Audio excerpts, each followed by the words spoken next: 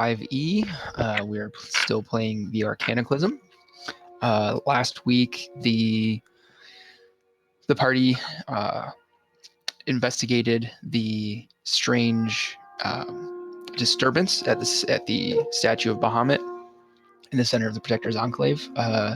They discovered that it was a portal of sorts. You guys went inside and found yourselves in this swirling purple and black amoebic mass with a surprisingly solid floor. Once inside, you notice that like the walls and ceiling and floor were dotted with blades of various sizes jutting out from all angles. There were a couple dead bodies, and during investigation of them, it was determined that they were probably killed by a squid somehow. At which point the squid somehows made their appearance.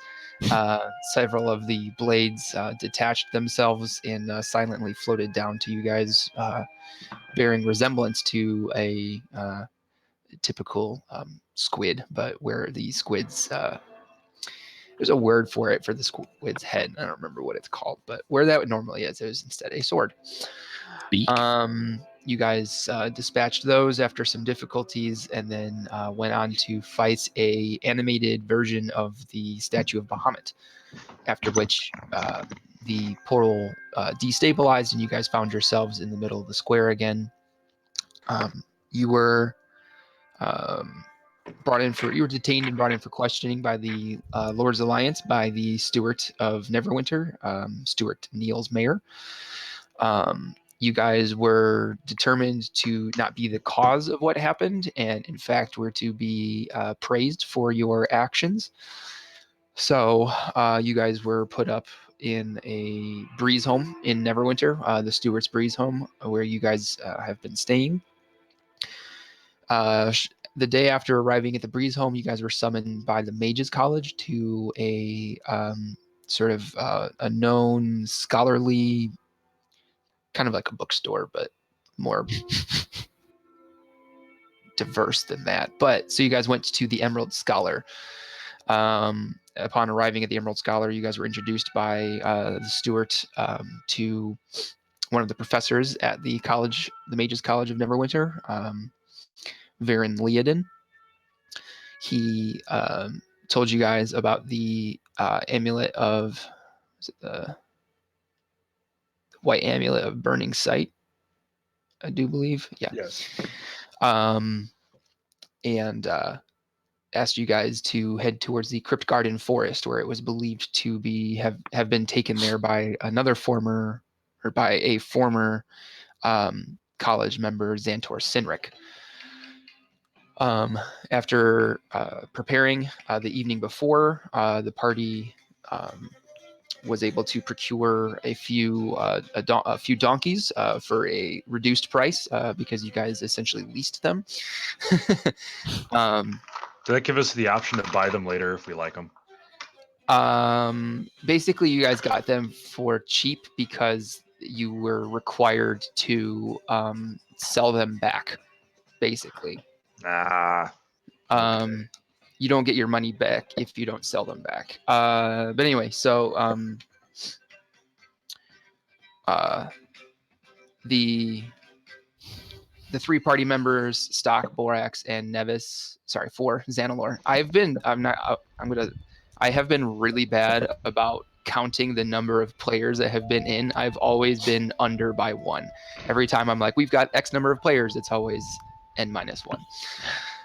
That's good. So the 4 party members headed out on the road after a couple relatively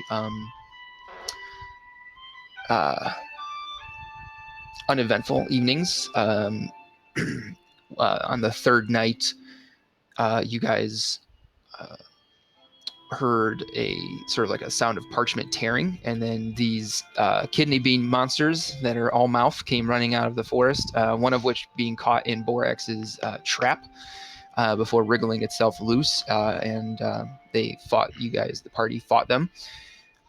With Nevis being knocked unconscious, you guys wound up having a late morning, which actually is perfect for Vershad, because Vershad, when the party left for the Crypt Garden Forest, you slept in because you were sleeping outside, and so As I do. so you realized as you woke up that the party had left, and so you were able to procure a donkey of your own. Go ahead and mark 3 gold from your inventory. And the fact that there was a late night actually was quite perfect, because you were a few hours behind the party basically the whole way. With the rolling hills between Neverwinter and Waterdeep along the high road, you didn't actually get a chance to spot the party.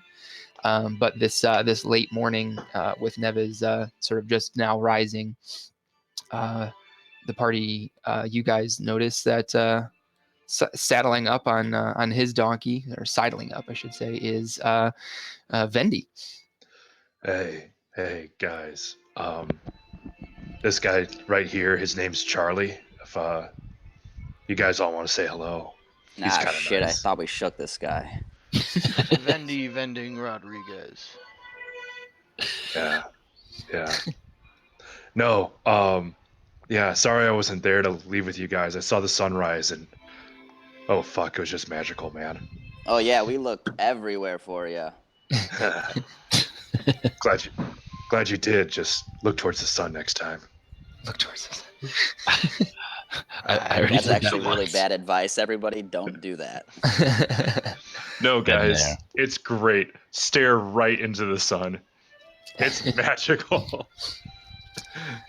And this is the beginning of optometry in Neverwinter. So this is the dawn of the 4th day on the road. You guys have reached the end of your traveling along the high road. If you travel any further south, you'll wind up in the Mere of Dead Men, which you may recognize from Horde of the Dragon Queen. From all the Yeah, I dead got a people. summer place there. So instead, you guys are actually branching off on a very small, it almost looks like a farming trail, so it's not super well worn like the high road is by wagons and such. But the path is fairly well defined by these animal hooves that have knocked it down over the years. So your donkeys will have no problem getting through there. The hilly scenery of the high road eventually during the day gives way to mountainous peaks rising in the distance as the elevation continues to get higher. You guys notice as you get up above the sea that the air loses its sort of salty quality to it. It no longer has that warm sort of sea breeze quality either. As you guys rise up, the air becomes very crisp and cool. The gusts of wind bring sort of cool air with them. What's the riding pace for today, guys? Still going with the regular pace? Well, as we're going off-road now, probably. Yeah. Okay. All right. So you guys make it a pretty good distance. You guys are starting to see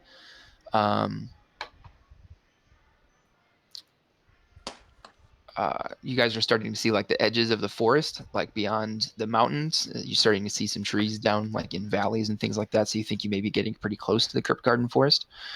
Who is taking first watch? I guess what's the watch order tonight? No, I don't mind taking first watch.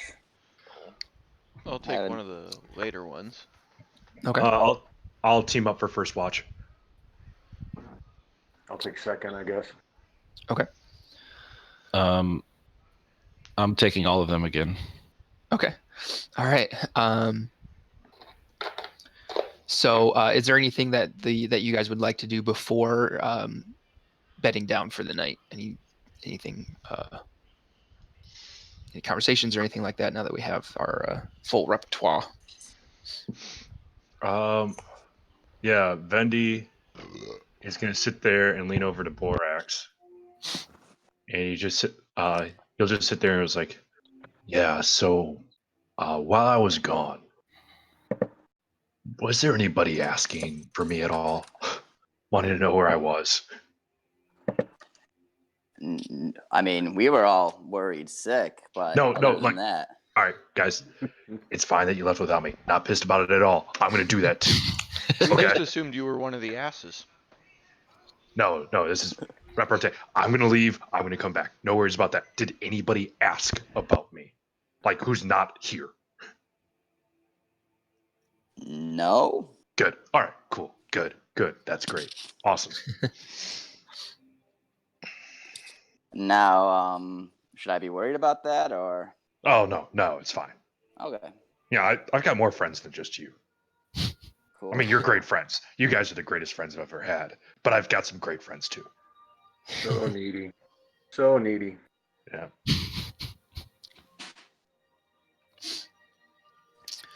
All right. Let's go ahead and have you guys make your perception check for first watch. So that'll be Xanalor at disadvantage, and Vershad and Borax, make yours. Yeah, I'm 19. distracted by Rashad's bullshit, and I have 4. Okay. 9. I'm All fueled. I'm fueled by my bullshit, and I got a 19. 19. Okay. So Vershad, you notice that as you speak to Borax, he kind of spaces out a little while and stays that way for quite some time.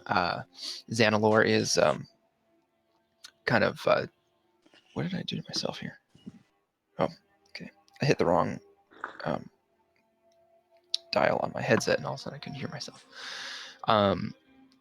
You notice that Xanalor seems to be pretty busy with his journaling, and the donkeys that you guys tied up, they kind of mill around a little bit. Borax, do you keep leaving Clive free for the evenings? Yeah, until he gives me a reason not to. Okay. You see Borax's donkey Clive sort of milling about, grazing on grasses and stuff like that. Towards the end of the second hour of your watch, you see him finally lay down and go to sleep with the other donkeys. He seems to enjoy his nightly freedom quite a bit. So who is taking second watch again? It was Nevis, right? Yeah. Okay. All right. Got an 11. Okay. Another fairly uneventful watch goes by. The sounds up here on the mountain are a little bit different than down on the high road. There's a different sort of set of wildlife. The same sort of like crickets and things of that nature are still here, but you don't hear as many of the small woodland creatures like the rabbits and things like that. But yeah, your watch goes by without incident. Who was taking third watch? That's me. Okay. Go ahead and make your perception check. That is a total of, if I can look at my shit, 12. 12. Okay. One of your less distracted watches. You find yourself feeling sort of more at peace here in this mountain path than down on the in the plains. Kind of reminds you a little bit of home, and being on the mountain, you have sort of a zen feeling to you as you reconnect with something so much larger than yourself. But your watch goes by without incident. Besides Xanalor, was anyone else on fourth watch? Wasn't Borax just staying awake? That was Xanalor. That's was me. staying Yeah. awake. Okay. All right. Xanalor, why don't you go ahead and make another perception check for final watch there? Well, I'm going to waste a 20. 11. All right. you notice that the sunrise seems so much more colorful up here because of how much more of it that you can see. It is probably one of the more spectacular sunrises that you have seen. Right.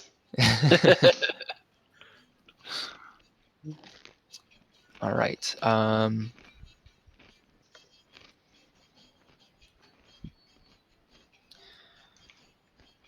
So dawn of the fifth day comes. You guys wake up on time today because no one had to sleep off the effects of getting knocked out.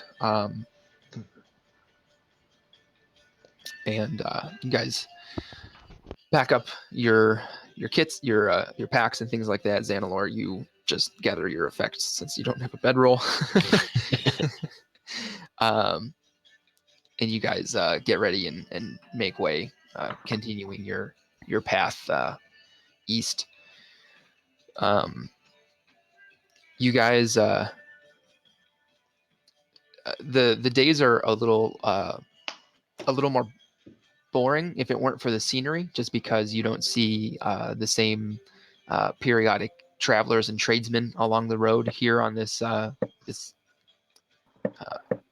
rarely used path. But luckily, the scenery itself has decided to up its game, and you just continue to see these peaks and valleys between the mountains, and you see small streams and what looks like long ago glacial movements having shaped the land. And as night approaches, you guys find yourselves sort of just outside of the edge of the Crypt Garden Forest. It's getting a little bit dark. Yes, Rashad? Throughout the day, can I make a roll to see how lit this fucking nature is? Yeah, go ahead and make a nature check with advantage. I mean, All it's right. sunny out, isn't it? If you start talking like a Fortnite weeb, can I start smacking him with the glaive every time he does? Well, I just wasted a natural 20. I did that too. It is lit AF. The entire time, if anybody looks at me as we're traveling, my jaw just dropped. Almost as much as it looks like Stock's arms will sit there and stretch Armstrong. That's how much my jaw drops. You guys can sort of see as the light is waning behind the mountains. The daylight is a little bit shortened because of the mountains being to your west, so the sunset is a little sooner. As you guys come up to near the edge of the forest, you can already tell in the waning light that it is. It does not look as welcoming as your typical forest. You guys make camp since you're losing light. And is there anything you want to do before bedding down for the evening? Describe on how unwelcoming it looks. You guys haven't gotten close enough yet. It's just you can tell that the trees are sort of gnarled rather than being your typical edge of forest. Like it's almost like a phalanx of trees you're used to seeing when you approach a new biome. I'm gonna set a hunting trap off in that direction. Okay. Can I cast Speak with Animals as a ritual and begin to speak with Charlie? Yes. First thing I'm just gonna sit there and say is like, "Hey, buddy, how you doing? What's your read on this place?" On what place? Just the area around us. Is there anything he's noticing that, as humanoids, we are not? Looks pretty cool. Neat. I think so too. Forest a little creepy. Yeah, I agree, but creepy ain't a crime. Yeah. Do I have to go in there? Not without me. We're gonna do this together. Are the other donkeys going? If they're going, you're going, and if you're going, they're going. Cool. We're all friends. We're gonna get this. All right. Donkey dap. Oh, by the way, Xanalor, you do have 2 points of exhaustion. Yep. Okay. I marked it off. All right. Perfect. Okay. Nope. What's up? Can I speak with Xanalor for a second? Yeah. It's gonna be a stupid joke. It's like, hey, Xanalor, is the eye patch just so that one eye can get sleep at a time? You caught me. I knew it. I knew it. Insight check. Natural 1. Yeah, you caught him. I knew it. You were pretty sneaky. Really sneaky. You're a clever one. Insight check. No, I'm kidding. All right. Xanalor, are you staying up again for a third night? I'm gonna try. Okay. All right. Who is taking what watch? I'll take my third again. Okay. This time I'll take second. All right. I'll stick on first. Or sleep through the night.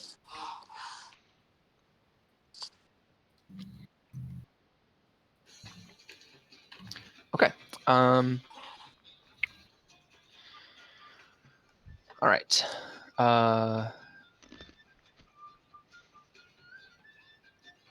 Who was on first again? Sorry. Borax can have first. I'll take fourth. Okay. All right. Borax, go ahead and roll a perception check. And Xanalor, can you make a Constitution saving throw for me? 9 + 2, 11. Okay. 8. 8. Okay. Xanalor, as the sounds of the forest, you kind of expected, being this close to the forest, that it would be sort of raucous again. Those sounds are absent, so it's very quiet, still evening, and around an hour into Borax's first watch, Borax, you see Xanalor has fallen asleep, sitting up against his pack. But you notice, Borax, you notice from where you guys came from along the mountain path, from a small stand of trees there, you see a white glow coming from those trees. These are the ones opposite side from the forest. Does the white glow appear to be moving at all? Very slowly, yeah. It's sort of a dull white glow, like a bluish white. It doesn't seem to be like a lantern flickering type No, thing. this does not seem like a lantern type light. I'm going to cast Speak with Animals. Okay. I'm going to tell Clive to keep an eye out over there. If they start getting too close, then just start braying like crazy. Okay. You hear Clive say, like, he kind of like walks over there and he looks back at you. He said, "Bro, there's a fucking unicorn in there." Wait, what? like me, but bigger and a horn. No, I know what a unicorn is. Shit. I'm just gonna start walking on over there. I go, Okay. Clive, let's go check this shit out. All right. So you and Clive, you kind of enter the small stand of trees, and you do in fact see the flanks of a unicorn. As you come in, it sort of seems to lead you through the trees. As you follow it, you eventually come to a small mountain stream in a small clearing. The unicorn, it stands proudly next to the cold waters as they flow out to sea. Its eye is a brilliant blue, and its horn a lustrous gold. As you sort of step forward into the clearing and approach this sort of majestic beast, you see the unicorn. It whinnies, and then it leaps headfirst into the stream, disappearing into the waters as it falls in. And then you notice where the unicorn once stood. You see a green stem rapidly pushing its way out of the rocky earth, where it blooms a brilliant white flower in the moonlight. as you look at this flower, you recognize the golden accented petals and identify this as a narcissus, otherwise known as the lion flower. What do I know about the lion flower?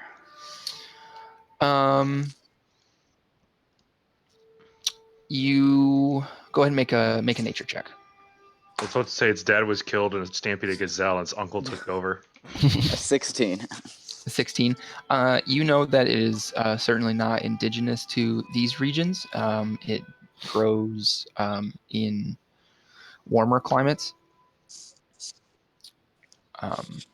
Go ahead and make a religion check for me. Let's see, 13 plus 14. 14. Okay.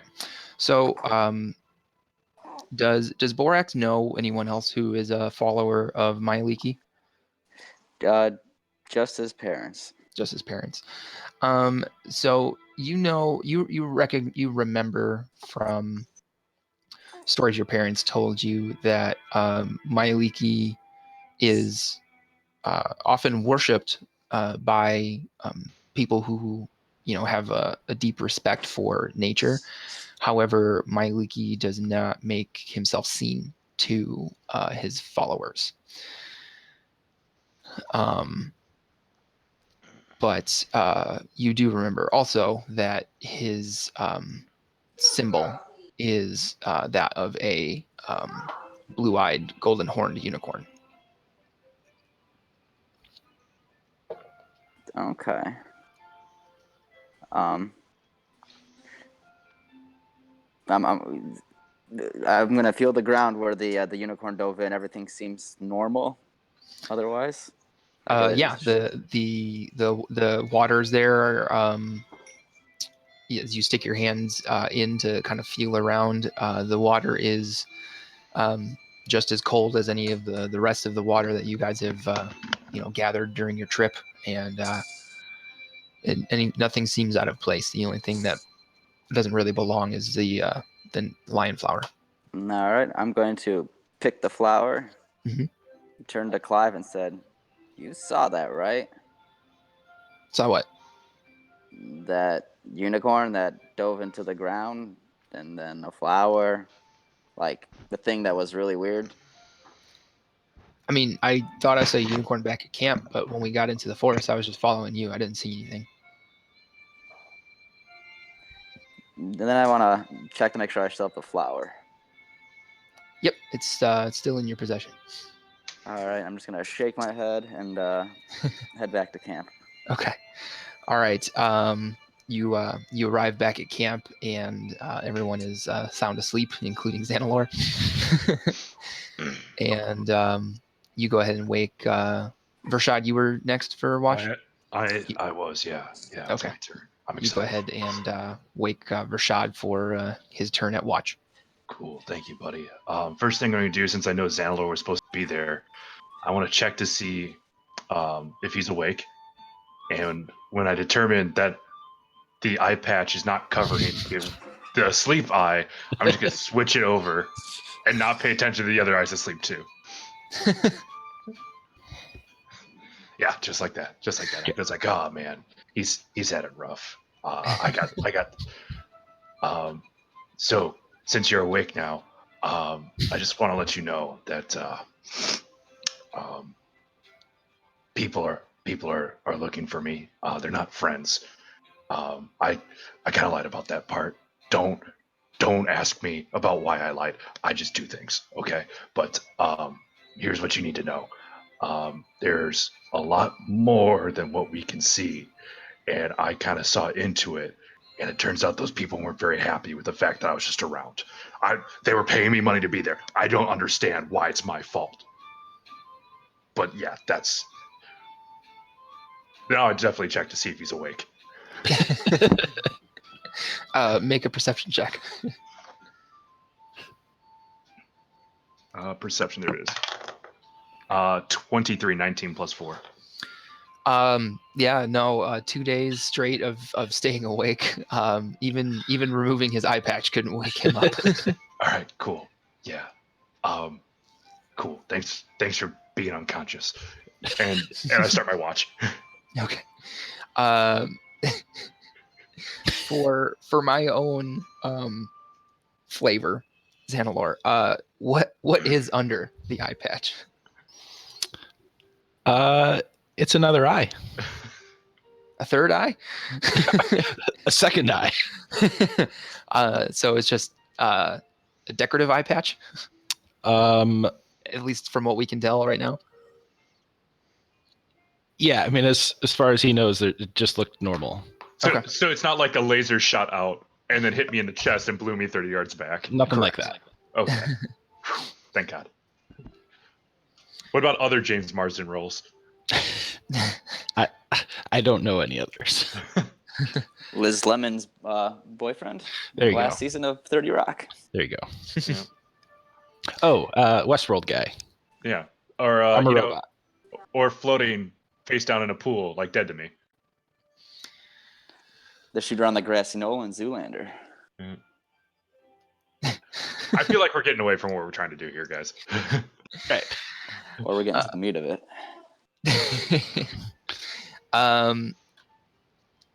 So now, Arcanoclism, why don't you go ahead and make a perception check for your watch for me? how did I roll 2 natural 19s in a row? That's another 23. Nice. Okay. Yeah, you listen. Again, you're kind of like how Xanalor was sort of expecting it to be louder here, being next to the forest. It's oddly quiet. But luckily, that also makes it easier to hear if anything else is moving about. But you don't hear anything other than the occasional repositioning of the donkeys. I take a look at Charlie. Is he having a dream where he imagines he's trotting? You see his ears like flipping really fast, but his feet aren't moving. All right. So you and Stock change watch, and Stock, go ahead and make your perception check for me. I catastrophically failed.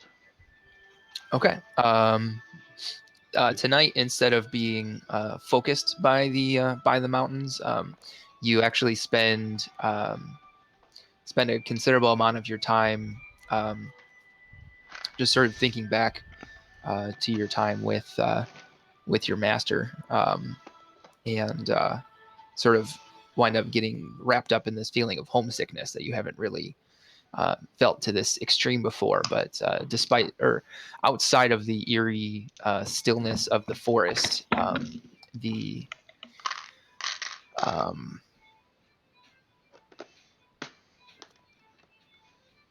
the surroundings remind you a lot of your former home. And with that,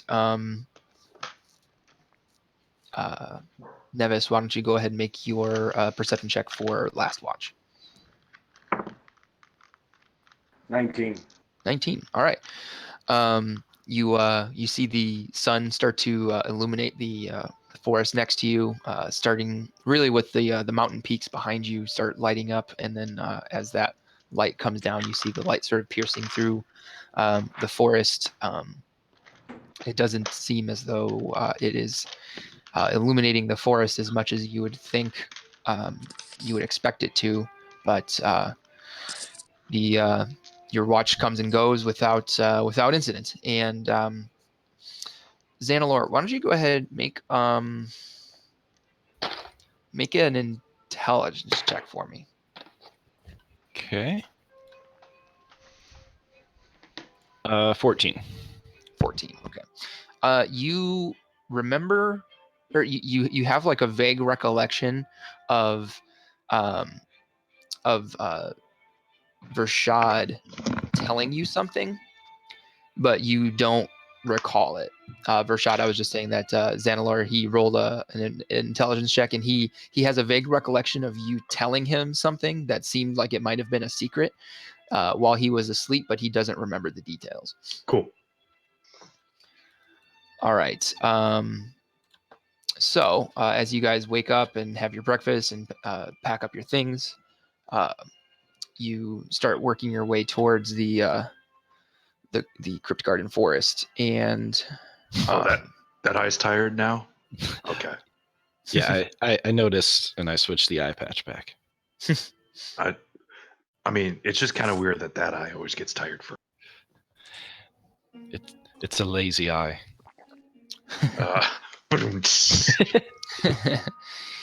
All right. As you guys approach the Crypt Garden Forest, you notice the forest doesn't seem to be in its natural condition. The trees are twisted, knotted, and bent. It's almost as if someone has fundamentally changed the forest. Once bright and vibrant, it is no longer full of the sounds of life, or no longer full of life. It is eerily quiet. Normal sounds of animals absent. In their place, strange bestial sounds echo through the woods, contorted by the twisted trees and vines. As you I don't like enter, this one bit. the forest, once open and vibrant, now feels claustrophobic and distorted. Once having a sweet smell of wildflowers on the breeze, now replaced by the smell of decay and moisture.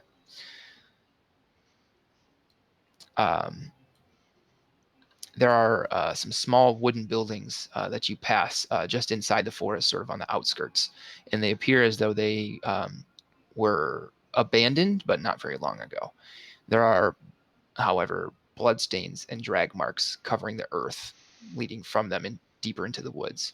The scent of blood still lingers near the buildings.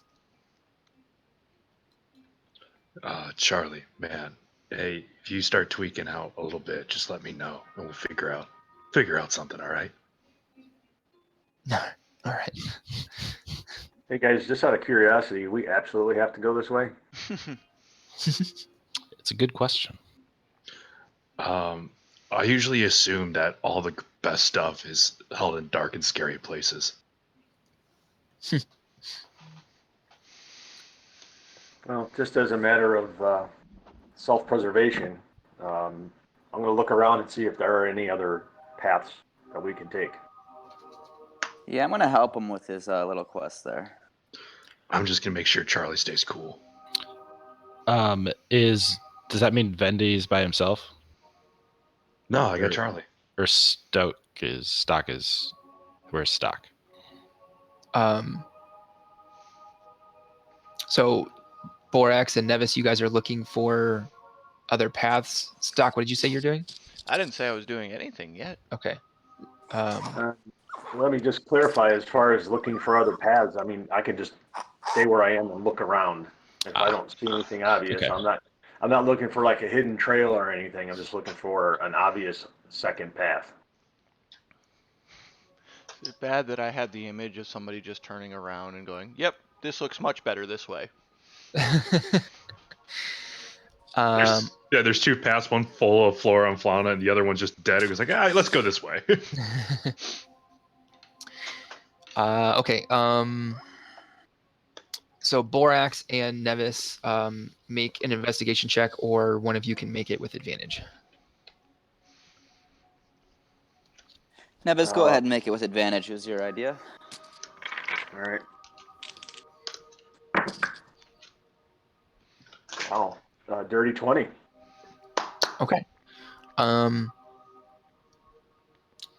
So as you sort of look around,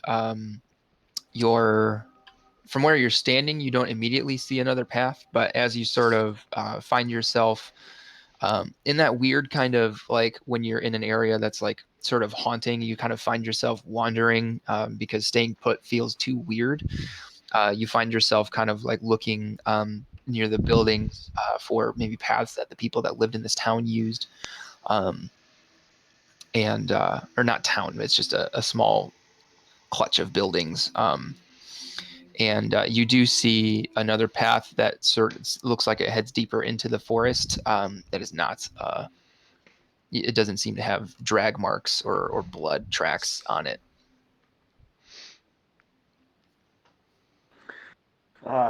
Hey guys, there is another path. Don't know if it's much more inviting, except that it doesn't look like bodies have been dragged this way. I want to investigate the clutch of buildings. I want to look at the blood. Yeah, that's what I wanted to do as well, to sit there and determine like what was dragged and what was the method. Okay. The three of you make an investigation check. And I'm still at disadvantage, right? Because I still have 1 level. Correct. Yeah. That's a 14 plus 2, 16. I got 7. I just rolled a 20 and a 1. No way. That's funny. New dice. What did you have, Stock? 7. 7. Okay. Stock, as you kind of like look into the buildings, they're very bare. It looks like whoever was staying here, this wasn't like a residence. Like I said, it wasn't like a town. It's just sort of a clutch of buildings. They look like they might have been used for like storing tools for like logging or fur trapping. You see a couple like rusted traps hanging on the walls, but you don't see like personal effects really scattered around at all. There's no like food or anything like that sitting out to show like how long maybe these buildings have or haven't been occupied.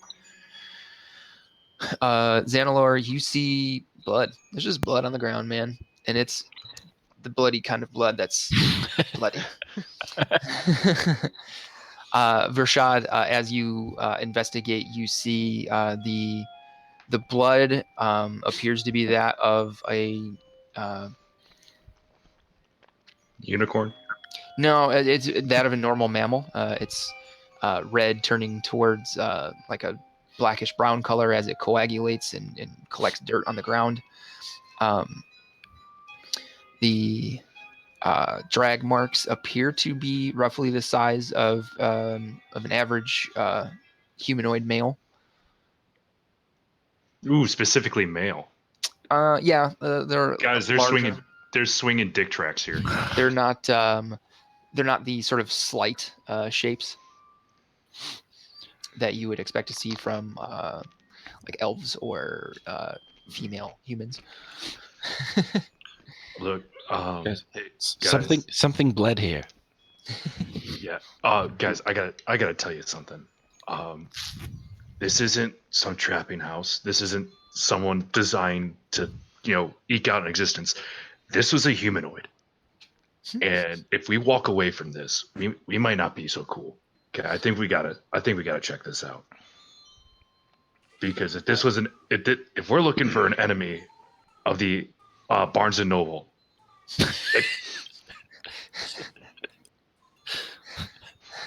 I don't think anything's more murderous than refusing to read books. Well, are we What? taking the death path or the recently discovered, more user-friendly appearing one? I mean, if we're trying to find the killers, the death path sadly makes more sense. Look, there's gonna be 5 of us. We'll be fine, unless they, have 6 or more killers.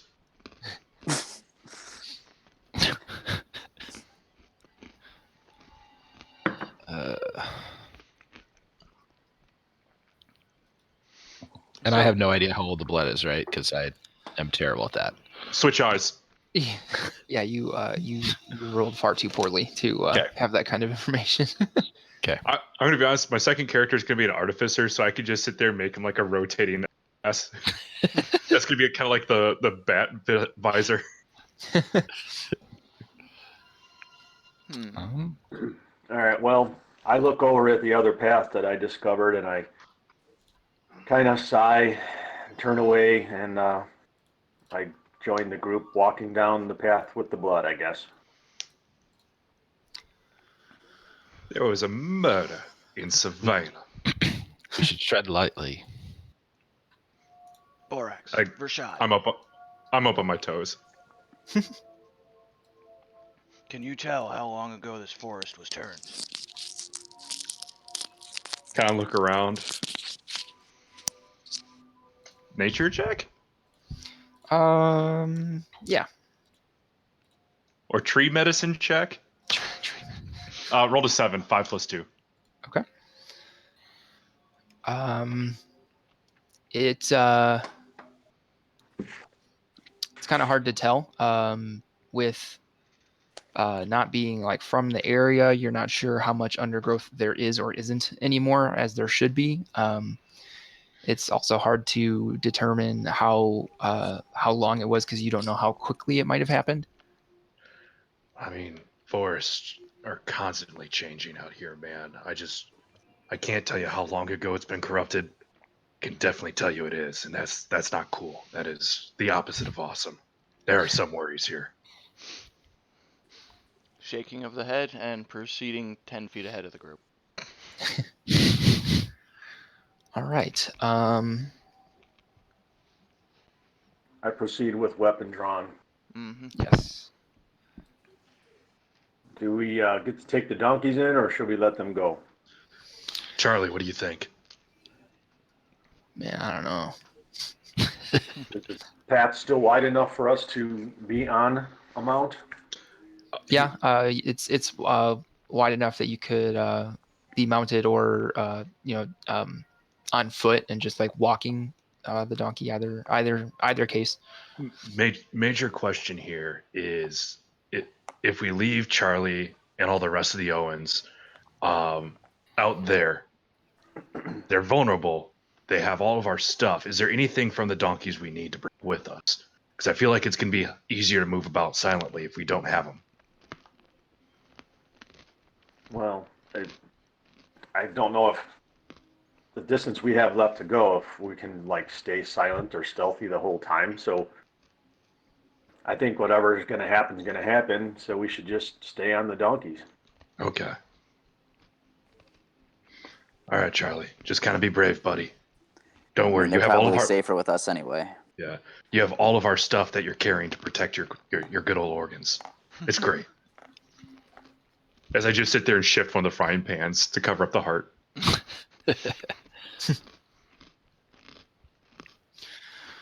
Okay.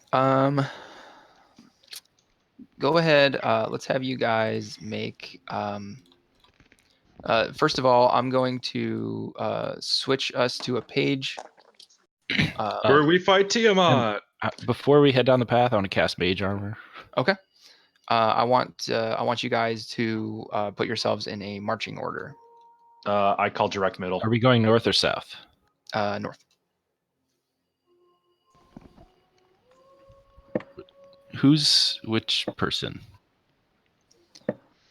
The samurai-looking guy is Stock. Okay.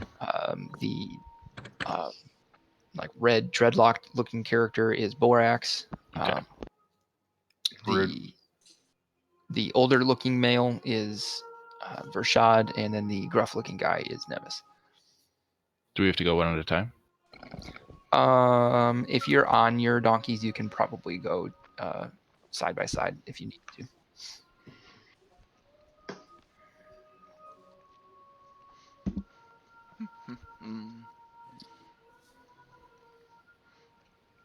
Also, probably should say this now, is during breaks, I'm going to knit Charlie mittens for his hooves. Okay. In case his hooves are making too much noise. All right.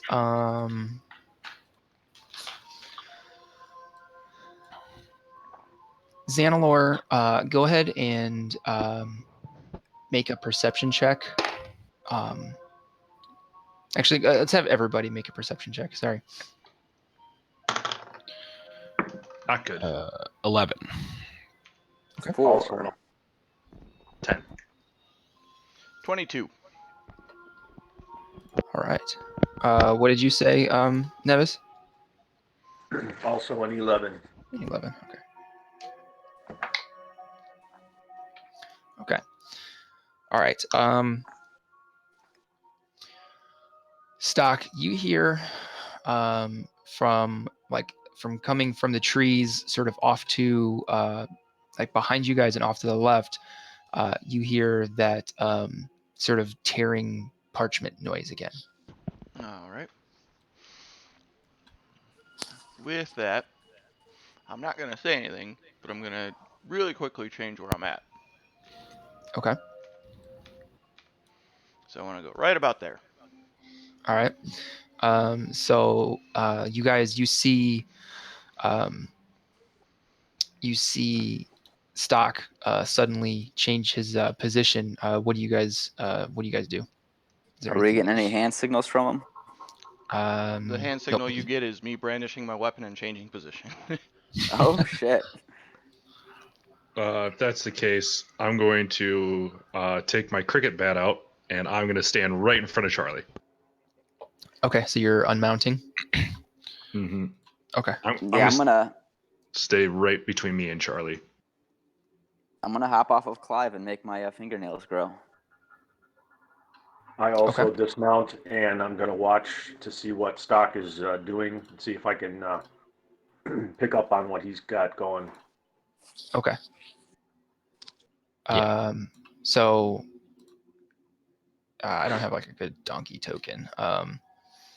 So you guys are dismounting and getting between the sound and your donkeys. Yeah. Okay. Sure. Then I'm going to also clutch at that flower that I picked last night and say a silent prayer to myself. Okay. Stock, what are you protection. doing with yours?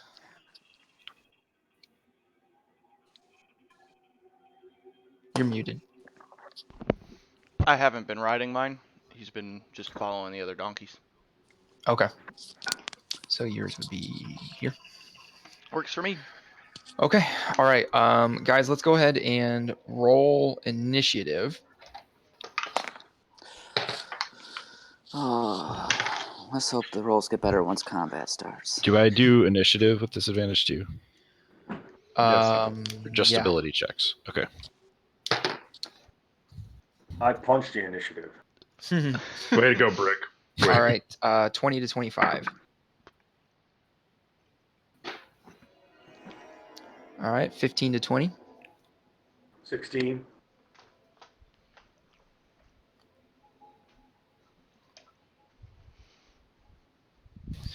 All right. 10 to 15.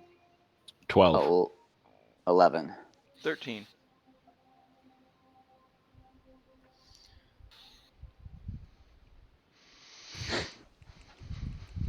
And then Vershad, what'd you get? A 4. You were super good at initiative. I'm protecting Charlie.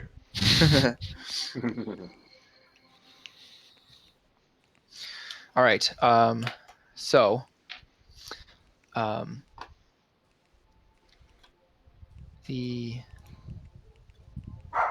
as you guys get ready for combat, you see 3 of these creatures come running out of the trees. Would we have smelled them first? Um, Not Over Xanalor. He's got a over- nose patch on. over the decay of the forest, maybe not.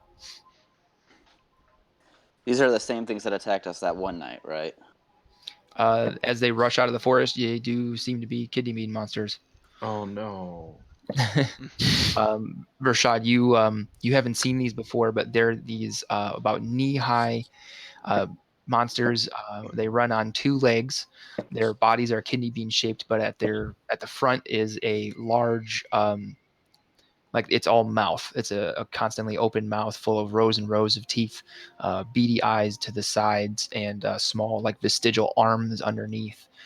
They make it like this sound as they come running out of the forest at you guys. So it sounds like a black-eyed peas. And one of them is going to make an attack at Stock. That's going to be a 16 to hit. That hits. Okay. So that's going to be, where's that dice? There it is. It's going to be 8 piercing damage, and this creature, it attaches to your leg. There we go. And the other two, that's where they end up. Nevis, you're up. All right, I want to first move here next to Stock, Okay. and then I want to cast Sacred Flame at that one right there. Okay. So it's a Dex with a DC of 14. Okay. Nope, that's a fail.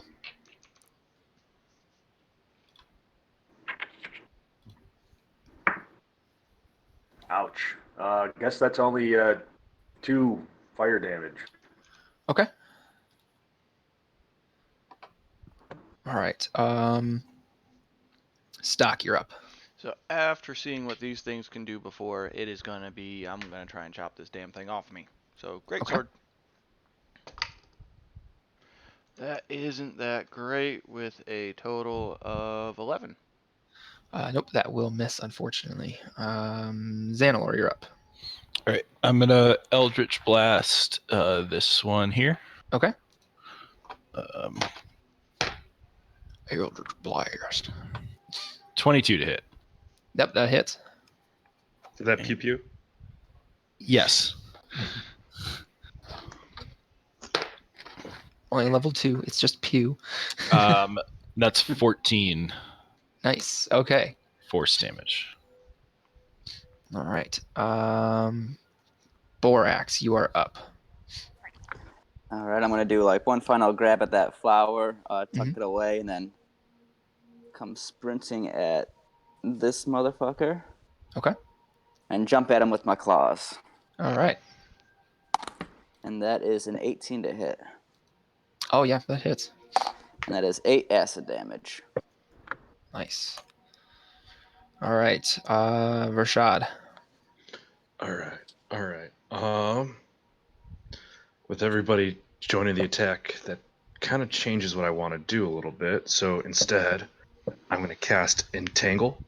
And then the square that I want to make, once I get into the right screen, I get, a 20-foot cube on that? Yes. So 1, 2, 3, 4, 1, 2, 3, 4, and then angle that off 45 degrees. So essentially, I'm going to get these 3 in a row right at the end. Okay. Yeah. And that will be for all of them a strength saving throw. Okay. All right, starting from the top. That's going to be a 6, Fail.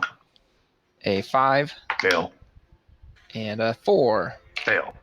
All right. So all of them are restrained, and they can spend an action to retake the throw. Gotcha. And then I'm just going to sit there and say, "Don't worry, Charlie. They're not coming closer." And that's my turn. Okay. All right. The monsters are up next. Because you haven't been able to move away yet, Stock, with the entangle thing here, you're going to take the damage from it being attached to your leg still. That's just going to be 2 necrotic damage. Alrighty. And then they need to make a strength saving throw, you said? Yeah, they have to spend an action to retake the strength saving throw. Okay, I got you. All right. Well, they're not going to do that because they're pretty dumb. So they're actually going to. This one can't do anything because it's attached to Stock, but these two are going to attack Borax. It's going to be a 17 to hit from the top one, and a 13 to hit from the bottom one. The top one hits. Top one hits. Okay, so then that's going to be 7 piercing damage, and it is attached to you currently. Okay. Just out of curiosity, if they're restrained, how can they attack? They take it at disadvantage. Right, and they had They're- advantage for being next to him, so it was a straight roll.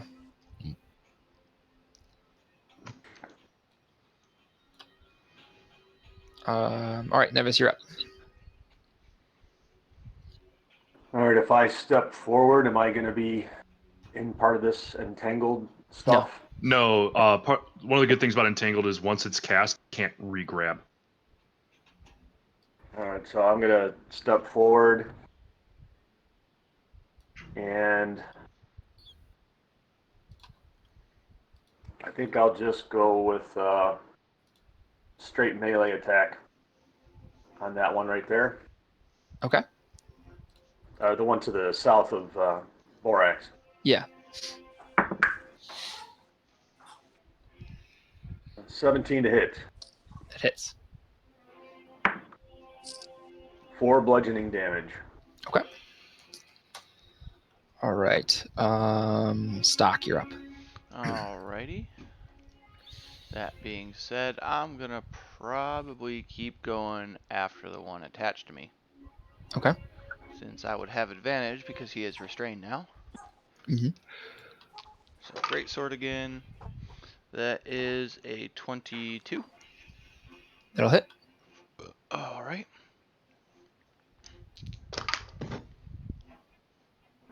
That is 7 slashing damage.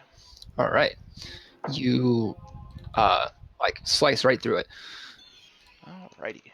2 halves of kidney bean, and the half that was attached to you slowly, kind of like almost like Velcro when something's too heavy, just like kind of like slowly falls off. All right, Xandalore, you're up. I'm gonna move this way to get a better angle, and Eldritch Blast this guy. Eldritch Blast. All right. Eldritch Blast. 11 to hit. 11 will miss. Okay. Hold on a second. Did you take that with advantage? No. You have attack. You have advantage with attack rolls against a restrained creature. Oh. DM. Yes. Okay. That's worse. I missed. Okay. Oh, jeez. All right, Borax, you are up. All right, I'm gonna try to escape the entanglement by wild shaping into a rat. You're Okay. not entangled. Oh, never mind. I'm dumb. I'm grappled or whatever. Yeah, I'm by dumb. him. No, I got it. Okay. I think that will work since you're changing the shape that it was attached to. Kind of And like then one I of the am going to wolf. scurry away. Okay. And that'll be my Alright. turn. Yeah, and then because it was attached, it doesn't attack, so it can't do an opportunity attack. Perfect. All right. Vershad, you're up again. All right. At this point, I'm gonna have to advance in order to protect Charlie better. So I'm gonna go up to there, and I'm gonna smack my cricket bat against my hand. It goes like, "Go on, go back across the plane," and I'm just trying to sit there and like scare it off, not knowing if it's gonna work or not. Go ahead and make an intimidation check. Okay. Let's see how intimidating a fucking Burning Man person can be. Straight roll. 5. I'm All right. 5 intimidating. Okay. The monsters are up. They're going to use their action to try to break the entangle. Now that actually, the top one is, the middle one is going to attack Nevis. That's got 13. Still fails. Still fails. Okay. So then with disadvantage against Nevis. Nope, that's a natural 1. All right, Nevis, you're up. All right, I want to try to. Excuse me. I want to try to hit the one that I hit before. Okay. Well, which one? You've actually hit both of those now. The one you hit with the melee, the one in the middle. Oh yeah, but not the one that the one right there. Okay. That's a 22 to hit. Yep. And 4 more bludgeoning. All right. Stock. Alrighty. I'm gonna go after the one over by Nevis with my glaive this time. Okay. That is... Math escapes me. 23. That'll hit. That is a total of 5 slashing damage. Okay. Xanalor, you're up. Borax, you're on deck. Eldritch Blast, the one closer to me. Okay. With advantage. Keep forgetting the advantage. 15 to hit. Just barely hits. And 13 force damage. All right. Nice. All right. Borax, you're up. One All right, still. I'm going to use my bonus action to poof out of rat form. Okay. Use my movement to pull out my bow and then fire a shot at that guy. Okay. Do I have advantage on that shot? Yep. Good. That's much better. That is 13 plus whatever, plus 3, 16 to hit. Hits. And that is 4 damage. Okay. Alrighty. Vershad, you're up now. They have not heeded your intimidation. Probably because they were stuck in the ground.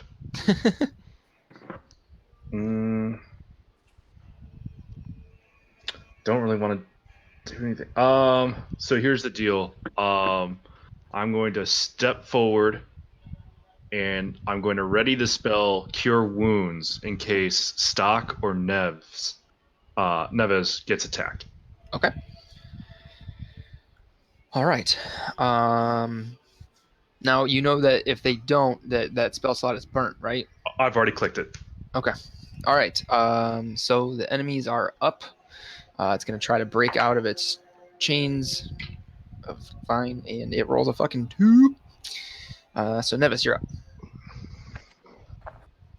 All right. I move at the remaining one and once again try to melee it. Okay. You do have advantage. I kept forgetting to say that before. Okay. I don't think I'm going to need it though. A 17 to hit. Yep. Oh, good gosh. I could use it on my damage roll though. That's only a 3 bludgeoning. Okay. Stock, you're up. Alrighty. And with the glaive, I'm going after him. That is a 14 to hit. 14 misses. Xanalor. Eldritch Blast. 12 to hit. 12 will miss. You have advantage though. Yeah, that was with advantage. Oh, yikes! All right, Borax. Shoot with your bow again. You are muted. Yeah, I was gonna say if I have a clean line that's doesn't have a threat of hitting Nevis unless I Yeah, completely you're good. botch it. Okay. That is a 10 plus, what was it, 3? Yeah, so that is a 13. A 13 will miss. All right, Vershad. All right. With that,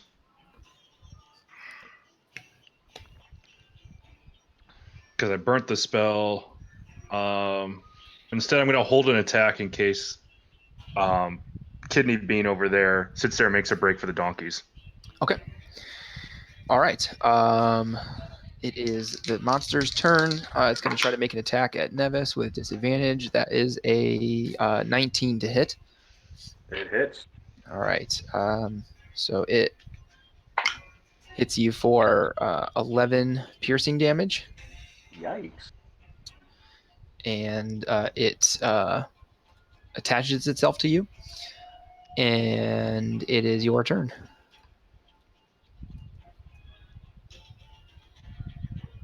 All right.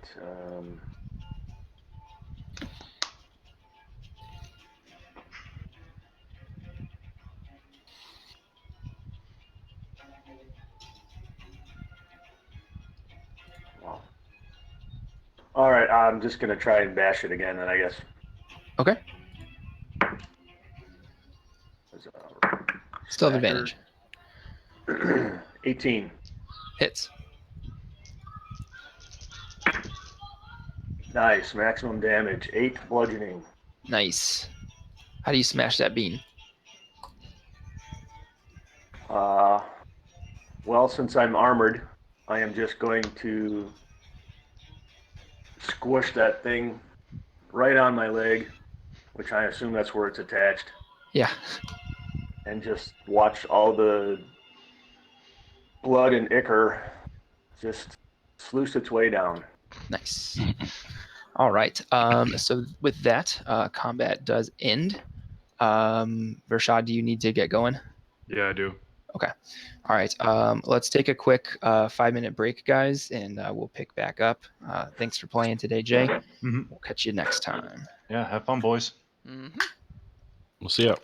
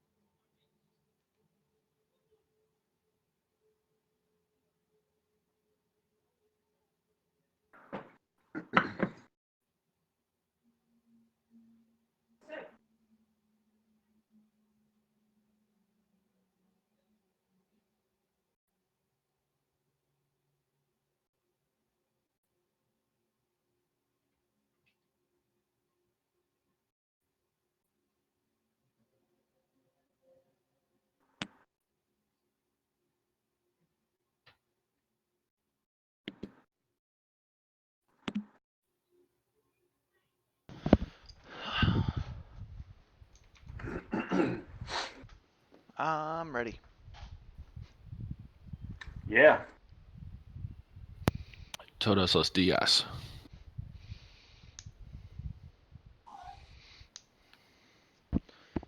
Yes.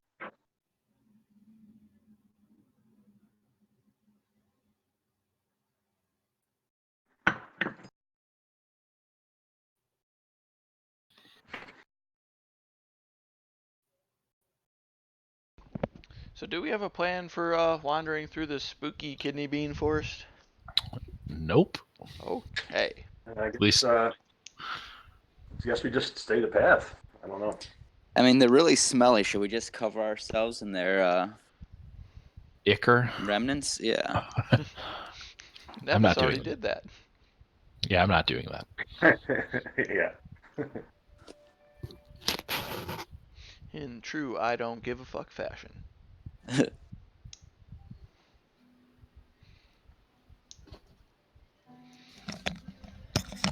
Everybody beat the DM back. What do we get? To possibly not die? I'll take it. We each get a bonus action for 1 round. But it can only be used to run away. That's good for me. All right. So, you guys, how do you kind of decide to proceed down the path now going forward? Anything different? I'm Mounted? gonna hit Cure Wounds on myself real quick Okay. to hopefully get back some of that, and that will get me back. Which one's an 8? That one's an 8. Well, before doing Not that, we much. could possibly take a short rest while we wait. Yeah, that's true. Okay. Yeah, okay. That sounds like a plan. Let's. Oh shit. Actually, on that note, I'm gonna have to be heading out. Oh, okay. Okay. Sorry about that. No, that's all right, man. Take care, guys. Bye. Look, see ya. See you. And then there were 3. Where does everyone keep going? Our little group is getting littler. Yep. So I'm gonna do the short rest deal. Okay. While they're short resting, I want to look over, I'm gonna use both of mine. like over toward the edge where they came from, and see if there's anything there. Okay. Like you're looking for like a remnant of their entry or anything like that? Yeah, Okay. or torn parchment. Go ahead and make an investigation check. Still with disadvantage. Dang it, disadvantage. 9. 9. Okay. You look around for a little bit. You don't want to spend too much time or walk in too far because you don't want to wind up getting lost. But you don't find anything. Yeah. All right. Is everyone done rolling their hit die for their short rest? Mm-hmm. No, I forgot which dice or which die it is. I believe it's a D8 for a cleric. It's a D8 for me. I don't know if that does any Is it good. the same as what you roll for your hit points? Yes. Yeah. I'm pretty sure it's in here somewhere. I just can't find it. If you click short rest at the top, it tells you. Oh, yeah, sure does. Yeah, if you decide to, you'll roll 1d8 plus 3 for healing, and you can do that a total of twice in a long rest. And each rolled hit dice gets the +3. Right. Okay. Then yes, I have finished that. Thank you. Okay. All right. So, kind of back to the question I asked before. Stock, you said that you had not been riding your donkey, right? You'd been leading it. Yep, I've just been letting it follow the other ones. Okay. How are you guys proceeding onward? Are you deciding to mount back up or what? Nope. Yeah, I think while we have them, we might as well, right? I mean, it didn't seem to matter as far as our actions went. Unless we get surprised. Yeah, I'm riding. Okay. I'm going back up there. All right. You guys continue down the path a little bit further, following the drag marks. The blood is becoming less frequent, but luckily it wasn't just a single trail. It was blood and dragging. But you guys continue down the trail a little ways, and at one point you guys hear like a rustling, and you stop and you look, And then you look back, and all of a sudden Borax and Rashad aren't there. There's just like no sign of where they might have gone. All right, let's go back. What do you find this time? Probably talking to the donkeys again. I think they're finding mushrooms. All right. As you look around, you don't see any sign of them. It's almost like they weren't with you at all.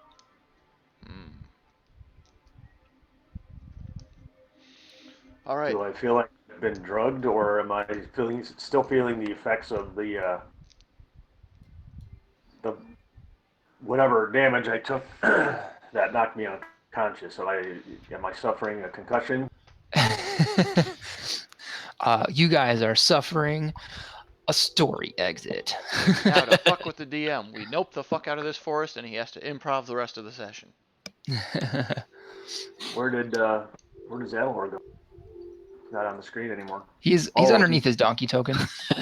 I see. He's underneath his donkey. Yep. Then I shall also underneath my donkey. It's camouflage, guys. They'll never find me.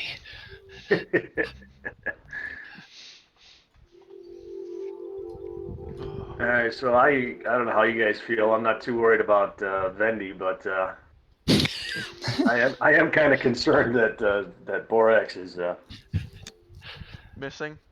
not with us. Yeah. Yeah, Vendy will just turn into some strange animal, stare at the sun, and nobody will question it. Well, They both Borax do. could do that too. He did become a rat. It's true. At this point, you've seen Borax beat more animals than Vendy. Yeah. That is true. I walk. I want to ride over to Zanelor, and I want to just poke at him, like Are you real? like Spangler's character does in Ghostbusters. Pokes at the guy, and then I want to go up and do the same thing to Stock if he'll let me. Excuse me. Just checking. As Nevis tries, I go to slap the hand. Okay. And your hand passes Well, through. at least I know that. So. Roll initiative. Yeah, right. No, I don't think that probably wouldn't play out very well for me. I didn't mind doing it as a almost fully leveled up paladin, but I'm not doing it now. All right, so I feel the slap, and that's good enough for me. Okay. So, and I kind of feel myself too, in a non-weird way, just to make sure I'm still there. Up here in the arms. Yeah. I kind of slap my shoulders. And, So surprisingly enough, you were able to touch Zanelor and Stock, but your hand passes through yourself. Oh God. Yeah. I'm kidding. That didn't happen. been Okay, snapped. so you guys continue along the path. Things are strange. You know, did they wander off? Did they get lost? Were they ever there? We Is the see a forest doing strange something? rat eating mushrooms off to the side that look like Santa Claus.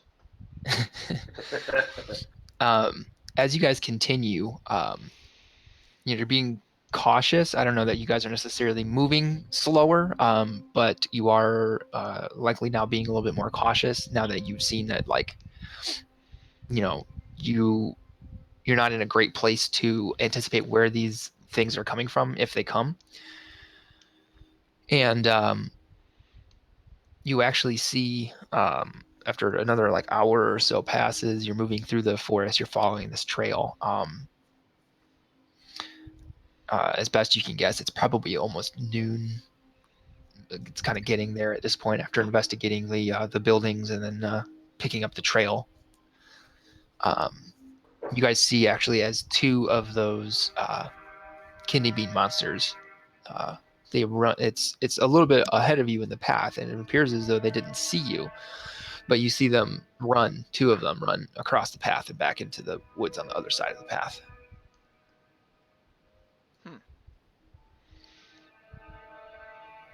How quickly were they running?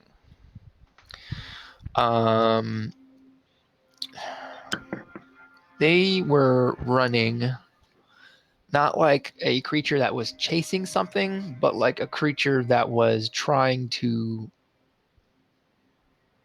find things to, like it was like hunting, basically. Could I shoot one with a crossbow? How far off are they? Yeah. They would have been probably about 20 or 30 feet ahead of you on the path. Stock, unless you were walking with your crossbow out, I don't believe you would have had time. No. Okay. That's what I was just curious about. Nope, I had the glaive out, so damn it. Okay. So what do you guys do at this point when you see that happen? Like, do you pause? Do you keep going? What do you want to do? Pause, look, and listen.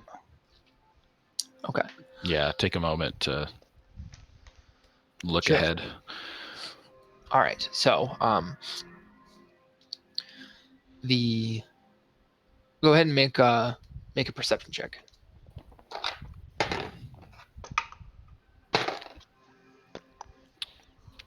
10.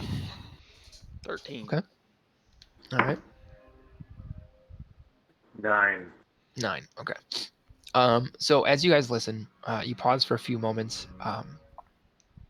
between the silence of the forest being broken up here and there with strange bestial sounds echoing through the trees. There doesn't sound to be any. There are no sounds of like rustling in the woods. It seems as though whatever they were, they've run away from now. Well, I guess we continue our charge forward on the lookout. Yeah, let's try to get the hell out of here if we can. Okay. Are you guys moving normally, moving stealthily? How are you proceeding? I'm assuming I slow, think stealthy. Yeah. Okay. Because we've lost 2 party members in here, and we've seen multiple instances of mutant kidney beans. Yeah. Yeah, that sounds fun. Try to be a little more quiet. Okay. See something really quick.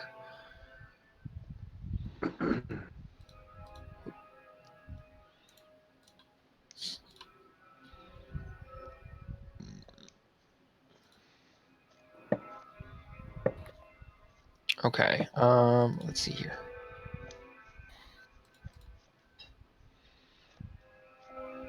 All right. So let's have everybody roll a stealth check. Xanilor, you're rolling yours with disadvantage. Nevis, you are as well because of your heavy armor. Come on.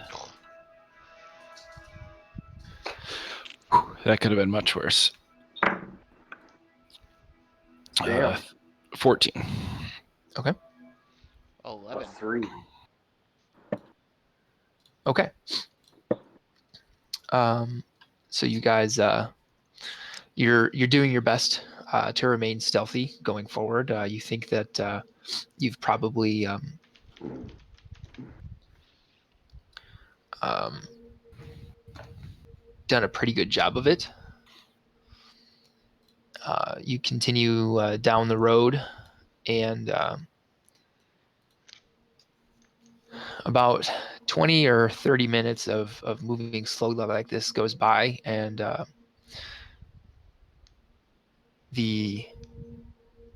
of a sudden the brush next to you guys starts like almost at once these 2 more of those creatures. Not sure if it's the same 2 that ran across before or if it's 2 different ones, but you didn't hear they've been here. You didn't hear the sound of them the tearing parchment. Goddamn So kidney beans. let's go ahead and let's roll initiative again, guys. I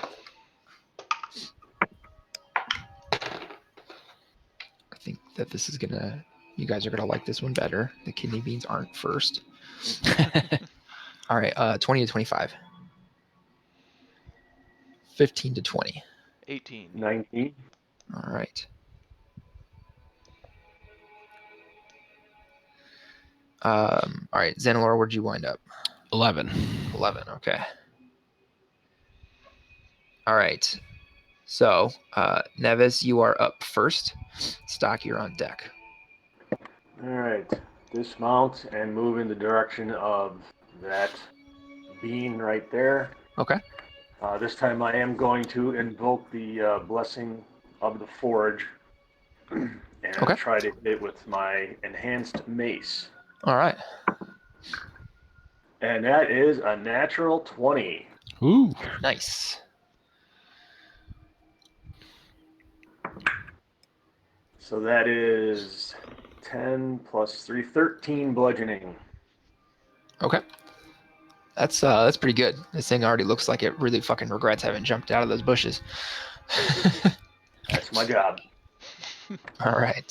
Stock, you're up. Xanalor, you're on deck. Alright, so 5, 10, 15, 20. Let's go 25, 30 right there. Okay. Get opposite side of them, and I'm gonna glaive at the same one. All right. That is a 16 to hit. 16 will hit. Alright, so is 13 slashing damage. All right.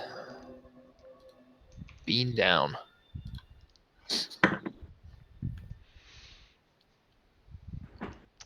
I'm done. All right. Xanalor, you're up. All right, I'm gonna go 1, 2. I'm gonna go about there, and then Eldritch Blast the other one. Okay. How's a 14 to hit? 14 just barely misses. Sorry. Oh. Okay. All right. This one is going to step there, and it is going to make an attack at Nevis. Nevis, does a 15 hit you? It does not. All right. That brings us back up to the top then. Nevis, you're up. Stock, you're on deck. All right. Let's melee the other one now, hopefully. Mhm. Does a 14 hit it? 14 I'm just sorry. barely. It's a 15, actually. Oh, it is a 15, so then you just barely hit. Yeah, I forgot the +1 for my enhanced. Mm. That is 8 bludgeoning. All right. Stock, you're up. Seeing it there, I'm gonna go right there. Okay. For the advantages. Yep. And glaive his stupid ass. That is a 25 to hit. That'll hit. That is a total of maths 14. 14. All right. How do you glaive this bean off? I am making split bean soup. Right down the middle, split in half, and off he goes. Nice. All right. Okay. So, with that, the forest once again falls silent. How would you guys like to proceed forward?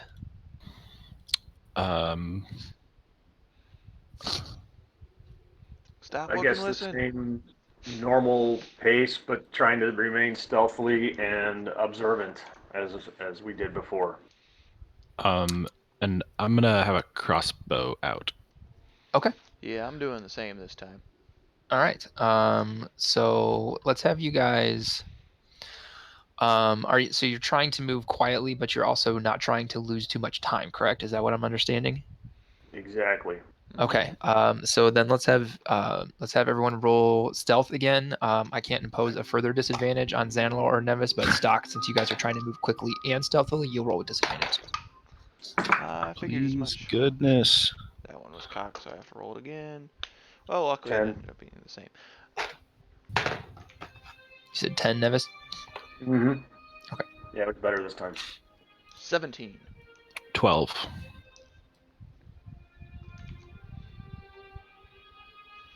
All right. Okay. So you guys continue forward as you move through the woods. You come to sort of a clearing, like a break in the woods, where there is a a large shack butted up to a cliff face.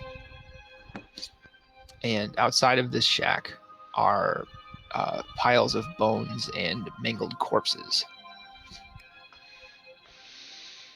Yikes.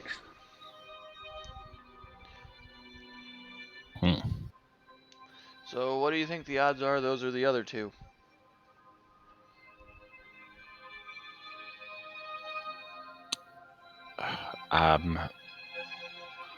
Do we notice any movement inside the shack? Go ahead and make a perception check. Yeah, make a perception check. 15. Okay. You look kind of like from a distance. You do see what appears to be a figure moving inside of the shack. What are the nature of the corpses that are mangled outside the shack? Go ahead and make a medicine check. Ooh, I think I get advantage on that one too.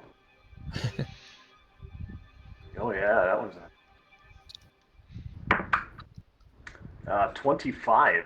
25. Nice. Okay. As you look, you do not see any signs of personal effects from your other two companions. The corpses, though, are mangled beyond recognition. They're it's hard to tell, even with your medicine check. There are some human bones in here, but you're not sure if there are other ones as well. It's really these corpses are just decimated.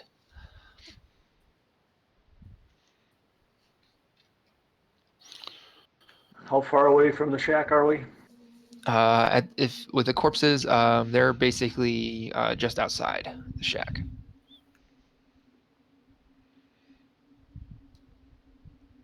I want to try to hail the person inside, get their attention, and without advancing towards the door, I want to just like standing however far away I needed to be investigating the corpses. Okay. Just yell to the house or yell to the shack. What can I say? Ahoy! Oh, ahoy, hoy. Ahoy! And the shack is a giant mimic and kills us all. I look at Nevis like that was a terrible idea. As you shout this out, the shack begins to shake and sprouts chicken legs and starts running at you. I banish it. So as you shout that out, you notice that the figure inside stops moving.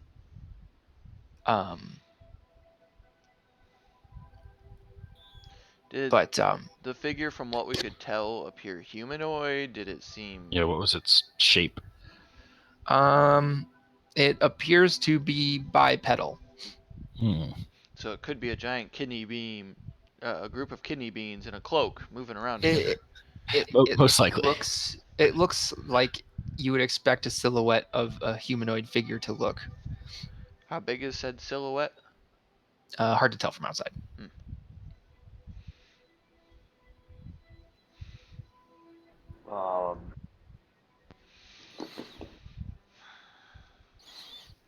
So the figure doesn't attempt to identify who we are, open a door, or look out a window, nothing like that. Not yet. It has just stopped moving for the time being. Yep, it's 7 kidney beans in a cloak. We already did that joke. They're tropes for a reason. I'm gonna yell out. Well, hopefully you can understand this. We mean you no harm. We'd just like to know who you are. With this, you see the figure get closer to the window, and they take what looks like a rag and like sort of clean the window at a part, and you can see what looks like an elven male inside, and he kind of like looks like kind of shifts side to side so he can try to see, all of you and however many of you there are. And then he disappears from the window. After a short period of time, like 5-10 seconds or so, the door to the shack cracks open, and you hear a voice from inside go, "Who are you?"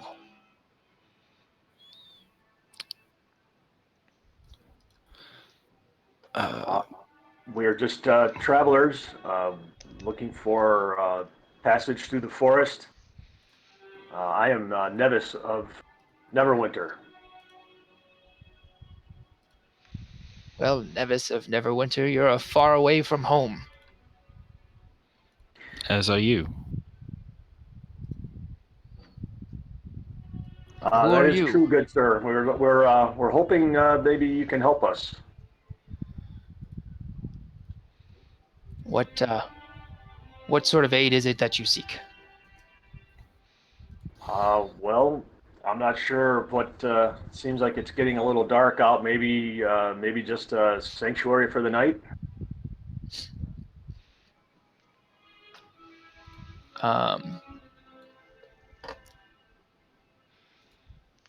You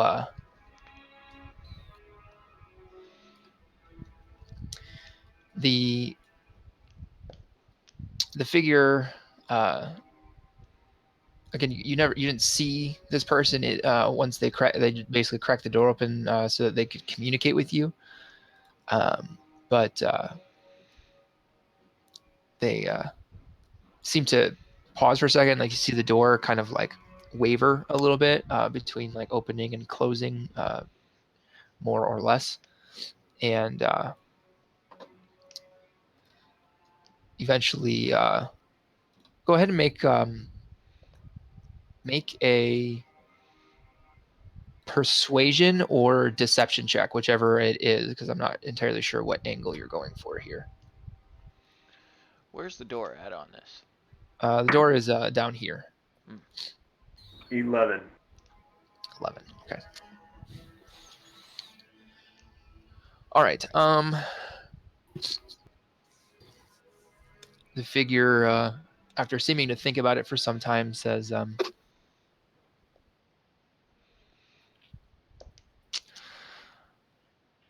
right, you may enter."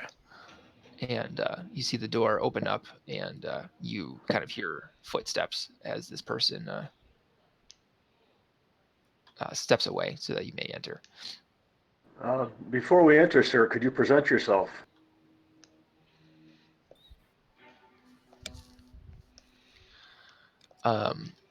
You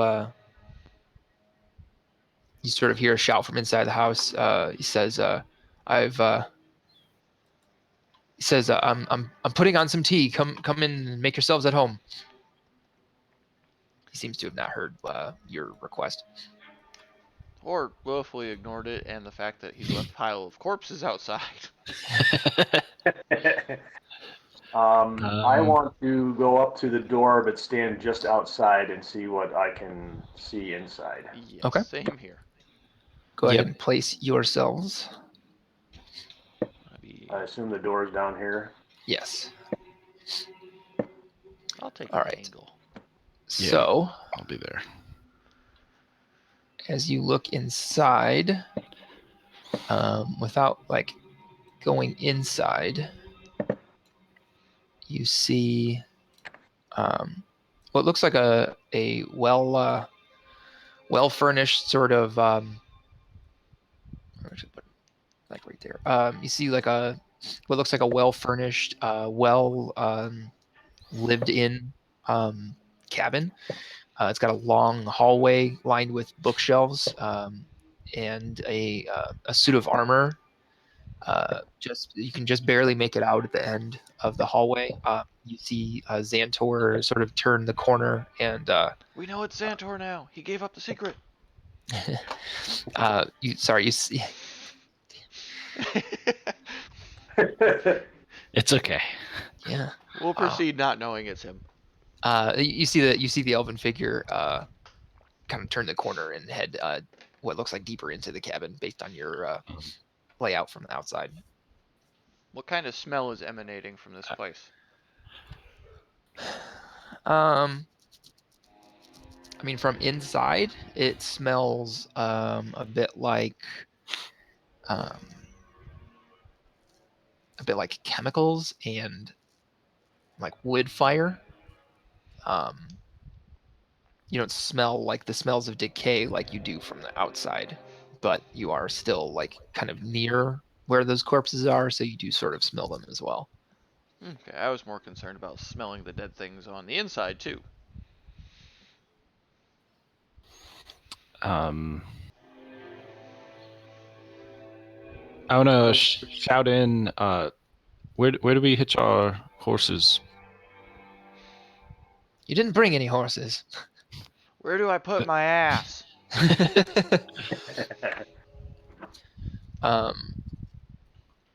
He says, I don't have a hitching post. Just find a place. I'm gonna push mine in the door. How much cover does that provide, having an ass in front of you? Partial cover. Ooh. Actually, what do I have equipment-wise with me is a question. Let's see if I can fuck with this guy. Sir, once again, I would ask you to present yourself. Does anything happen to the donkey? No, nothing happens to the donkey. Okay. I didn't know that's what you were. Oh, that's what I was testing. Yeah. Okay. Man, the druids would have a field day with this one. Nope, I don't have anything that I can pin this thing to a wall with. So I'm gonna walk he in. comes back. He like kind of like peeks back around the corner. You see him like kind of like halfway on the other side of the bookcase. He does appear still to be an elven male. He's dressed in seemingly simple robes. He says, yes. What is it? Please come in. Make yourselves at home. I have work to get back to. I'm gonna go in, following behind the donkey. I'm going to do the same, but I'm going to hug a wall bookshelf area so I can cover at least most of the hallway. Okay. I also will step in just inside the threshold. Okay. Has the smell changed at all? The smell of decay kind of goes away. Another question. Are there windows?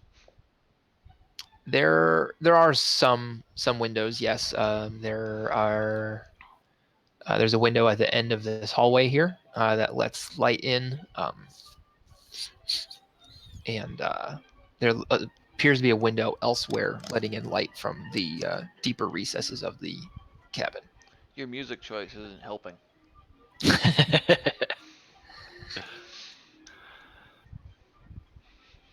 Well, this chapter was meant to be creepy. Halloween session right here. I'm just gonna keep nudging my donkey forward and keep walking toward him. Okay. I will remain a little bit back from them, but I will stay up with two companions. Okay. Sir, I have given you my name. May we have yours?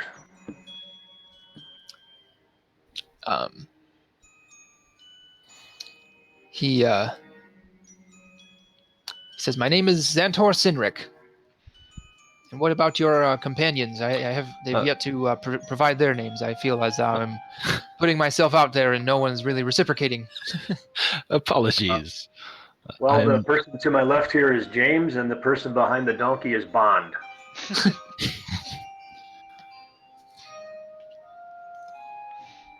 And Good I forget the ass's name. Oh wait, that's Dan.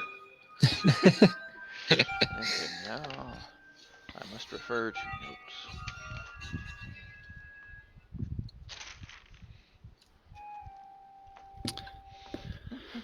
So where is this tea?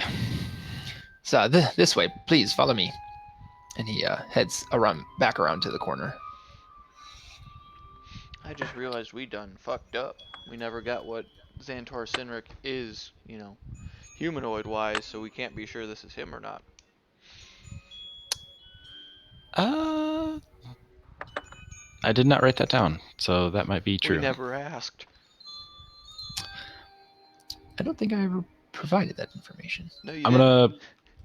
gonna keep pushing the donkey until I can actually see around the corner. Okay. Yep, I'm coming up here as well. So before we get in any further, guys, is this a page we actually want to turn right now?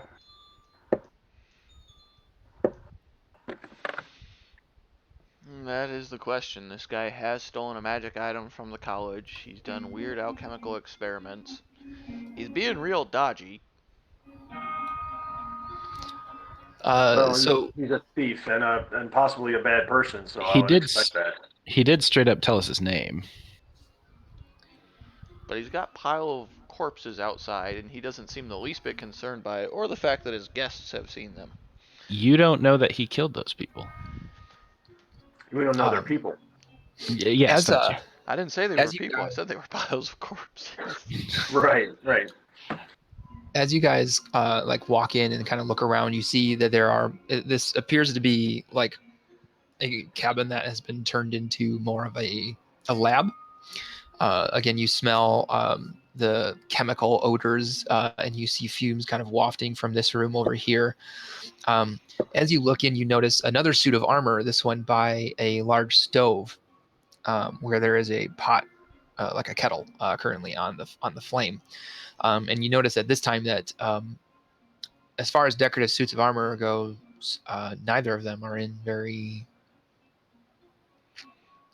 intuitive places.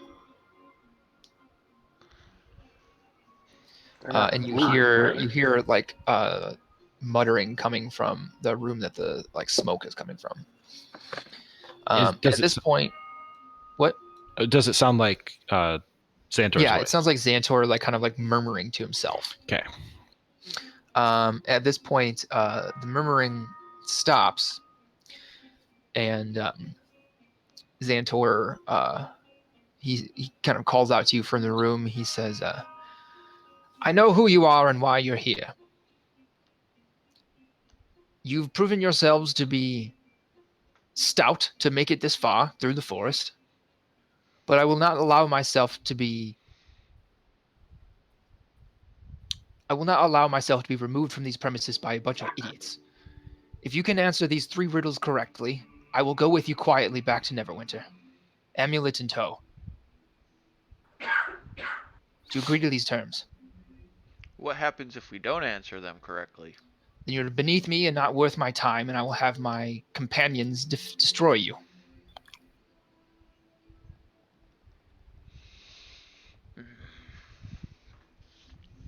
What do you guys think? Is there a time limit? You need to answer all 3 riddles correctly before sundown. What time is it? At this point, it's let's see. So it was about noon when you guys got done fighting the first set of monsters. I'd say at this point it's probably early evening, around 4 or 5 o'clock.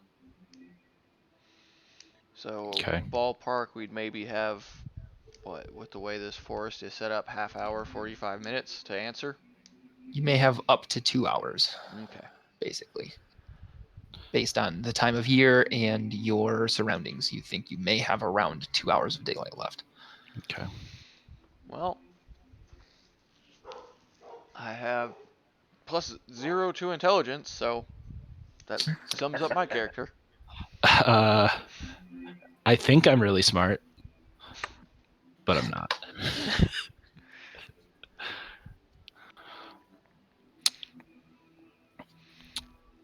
If that's what it takes.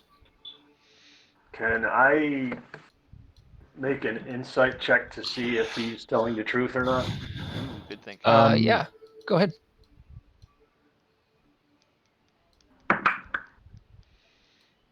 Yikes. That didn't turn out the way I thought it was going to. 14. 14. Well, let's click in the wrong stuff. Need to pull something up real quick.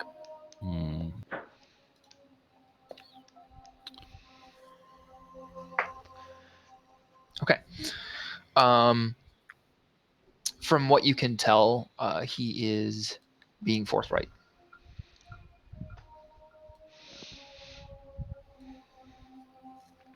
Well, Nevis, how do you feel about said riddles?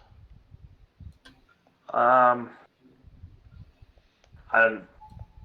to be honest, I think it's kind of dicey going forward without everyone else, but at this point in time, I don't really feel like not playing either, so. That's the predicament I'm in too, as I'm sitting here going, this is risky. Yeah. Okay, tell you what, if you guys would like, we can continue forward, and if there comes a time where you guys are like, okay, we definitely want to pause here and have everybody, we can stop at that time. Like if you guys get the riddles wrong and the fight breaks out, then we can stop there if you'd like. I think that's fair. Does that sound fair to the rest of you? That makes sense. Yeah, that sounds all right. I mean, if everyone else is going to bail, I'd rather not it cause our deaths. Well, I'm wondering if, as we're answering these riddles, if we think about it with our positioning, we could probably adjust ourselves to a situation where we could make a mad dash through the forest while being hunted. That's a way to go. And hopefully encounter our compatriots. Is there a tea kettle on? Yes, you did notice a tea kettle on. And actually, as you guys sit, And where is it? What's that?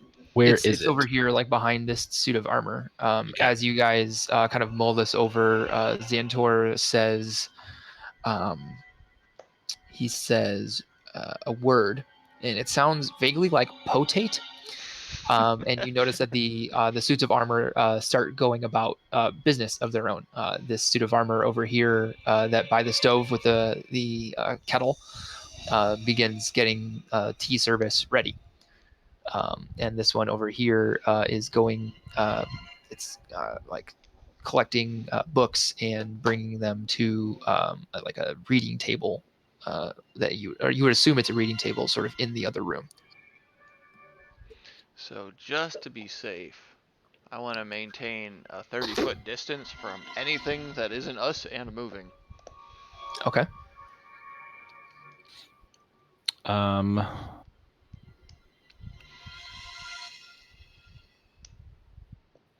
say we give the riddles a shot.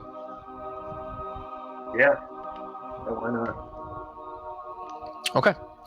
Yeah, I'm gonna have a seat. Okay. So then you guys can see the rest of the place as you kind of go in where you are. You can, you can't see through walls, obviously, but. I want to be. So Xantor kind of steps into the entryway to his lab. Stock, just so you know, this armor here is basically going like between here and there, Oh fuck that! between I'm the over here, table then. and the bookshelf, bringing books and like bringing other ones back and putting them away. This table is kind of littered with books. Okay, then I'm gonna be over here. Okay. Ballpark. Yeah, I don't want to lose sight of Xanalor, but I also don't want to go too far away from our exit. Okay. All right. So Xantor kind of watches as you guys position yourselves, and as Xanalor takes a seat at the table. After a couple minutes, the suit of armor brings the tea service over to the table. Xantor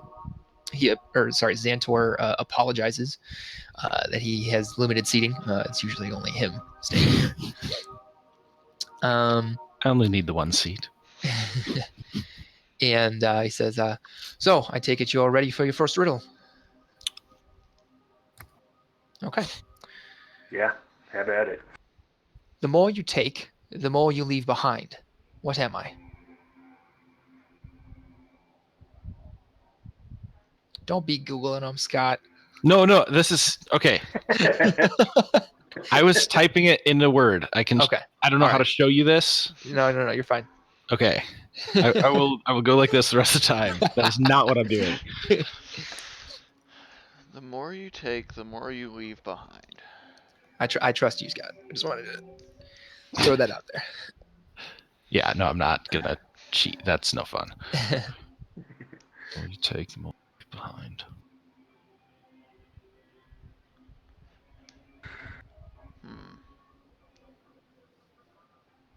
Well, just right off the top of my head, things like breath, time,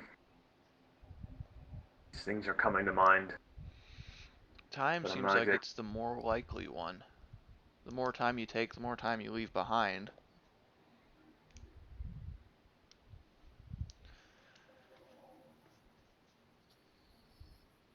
What do you Would you think, like me to give Clark? you? Would you like me to give you the other two riddles so that you may mull them all over? Do the It's your answers show. from one have any bearing on the answers to the others? No, the riddles are separate. The answer to one does not inform another. Okay. I definitely think time is the most likely answer. Tell you what, I will give you guys. I'm going to put them in the chat. That would help. Yeah. The three riddles. Okay.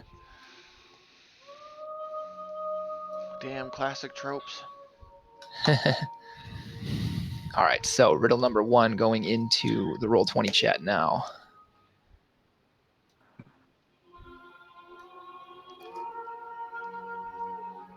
Riddle number two. What is that? Given one, you'll have either two or none. Fucks.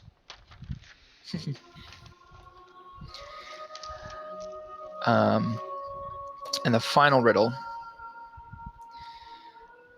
It can't be seen, can't be felt, can't be heard, and can't be smelt. It lies behind stars and under hills, and empty holes it fills. It comes first and follows after, ends life and kills laughter. What is it?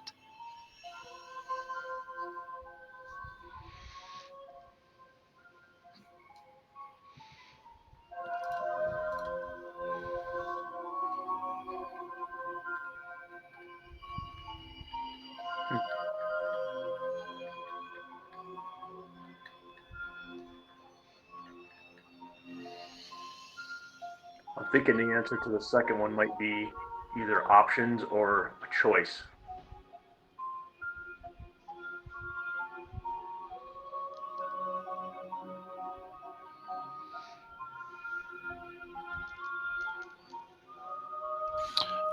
But if you're given one, how can you have none of a choice? Sometimes you have to do things without having a choice. But it says you're given one. So if you're given a choice, Mm-hmm. I guess that's where I'm not sure. Okay, that's fine. I'm just Yeah. throwing. No. I'm just Yeah. spitballing right now. Yep.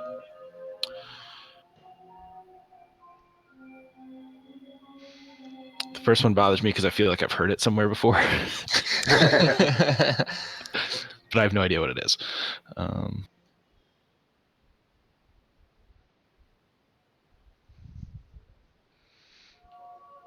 I told you, kindergarten. I went on a website and grabbed one from each that was supposed to be easy, medium, and hard. Are they in order? They are, but I do feel as though the middle one may have been easier than the easy one. Easier than the easy one. Okay. Just because, I mean, Okay, just based off of your let's guys' reactions to them. Obviously, it's hard to gauge the difficulty of riddles because, well, they're riddles, and you're going to read into it too much or too little depending on who you are. Or you do both, and you're me. Personally, I'm not fantastic at riddles.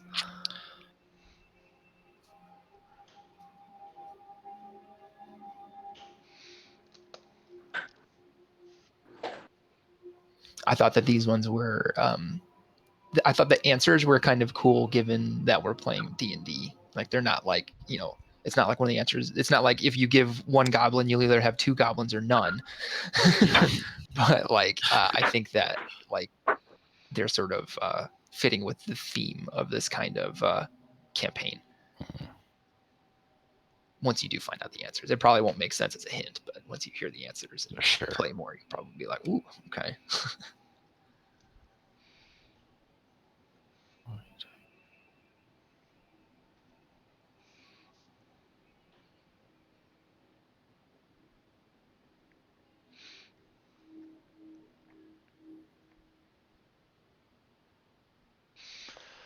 The more you take, the more you leave behind.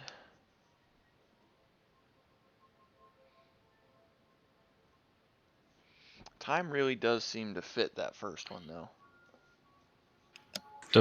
I kind of liked breath, too. Like, that makes sense, too, doesn't it? Yeah. The more you take, the more you leave behind. As far as the third one goes, a couple of things that come to my mind there are either air or space, like emptiness. I had thought death, but that might be too specific in the ends life part. But I don't know how that's behind stars. Lack of life. What about energy for the third one?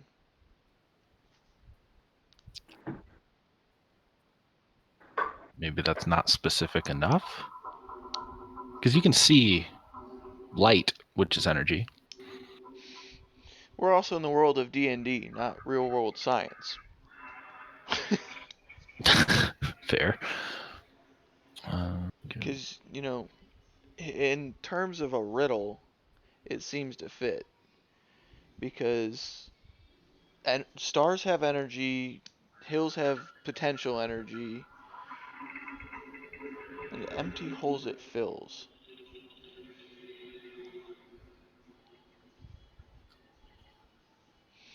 And it won't be something like air or wind.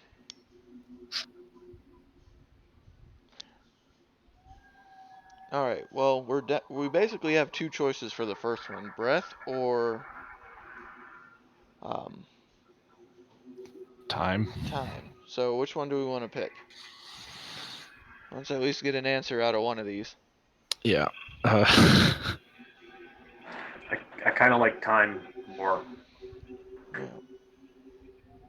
I'm leaning towards time also.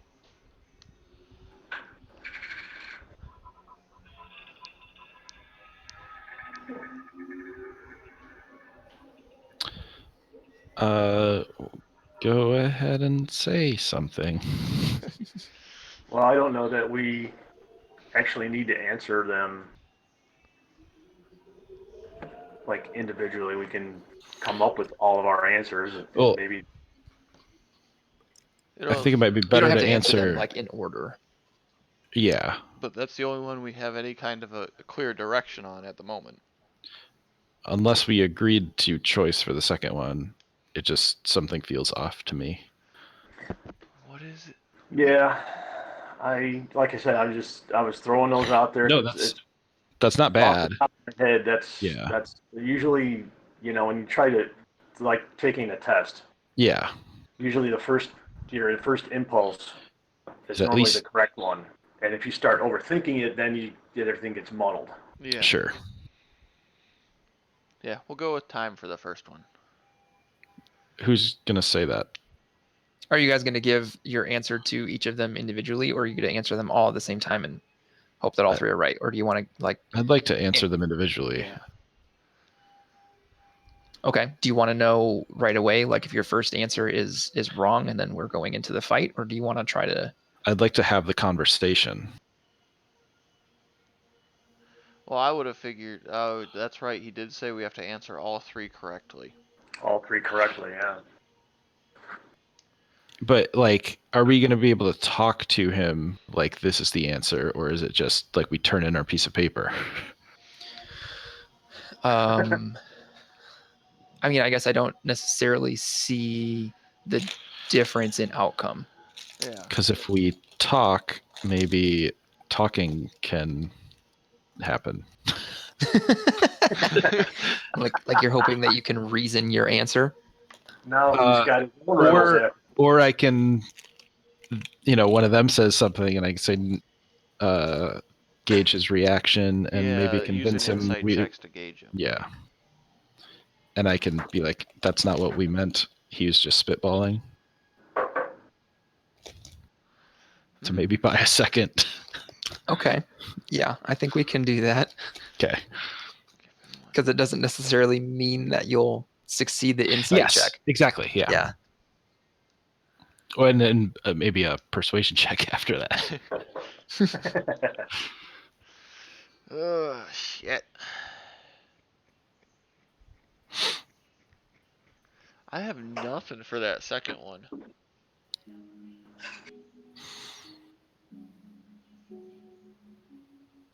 Can we have more time? The second one, chances. Because you'll either have a second chance or you won't have one at all.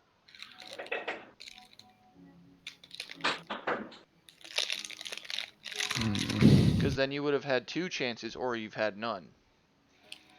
Chances or maybe opportunity or something like that. Yeah.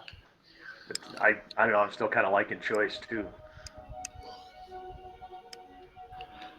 I like choice better than chance, personally. Okay.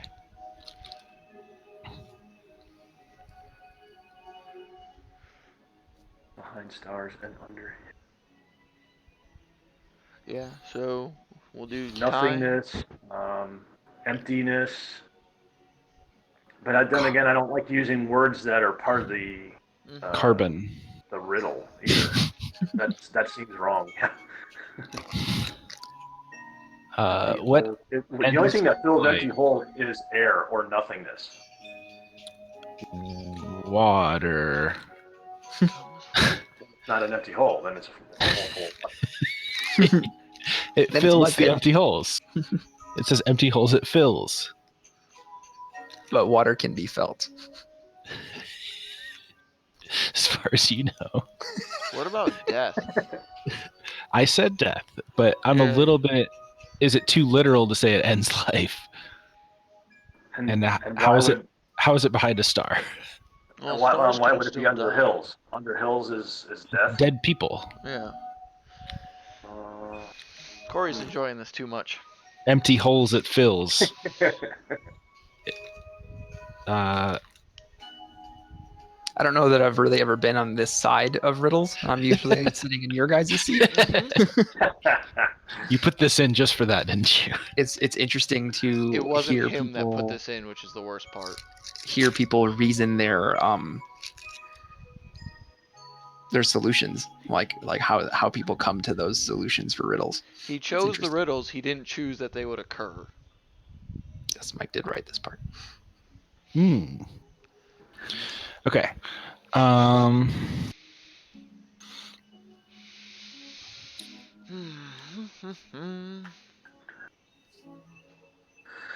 what kills laughter? Sadness?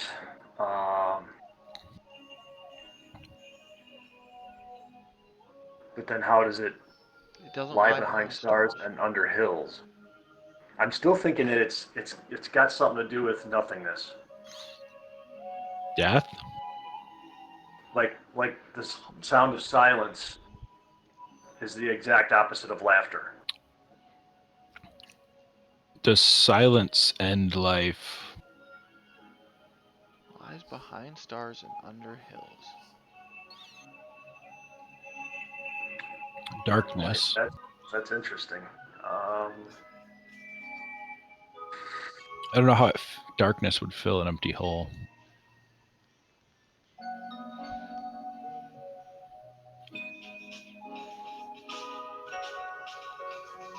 Behind stars. And the whole thing, like lying behind stars, to us, it's nothingness because of the way we look at our situation. You know, like we're the center of the universe. Obviously, there's way more past the stars than nothingness. But it kind of, you know, like there's nothing out in space is the way I was looking at that. Yeah. It won't be silence because you can hear silence. Ends life. In a sense. That's well, Can you? The absence of sound. I guess. You can hear the absence of sound at a certain point, I think. Ooh, in this one. It comes first. Hey Xantor, we'll get back to you. See ya. Bye. Goodbye. Nuke the house.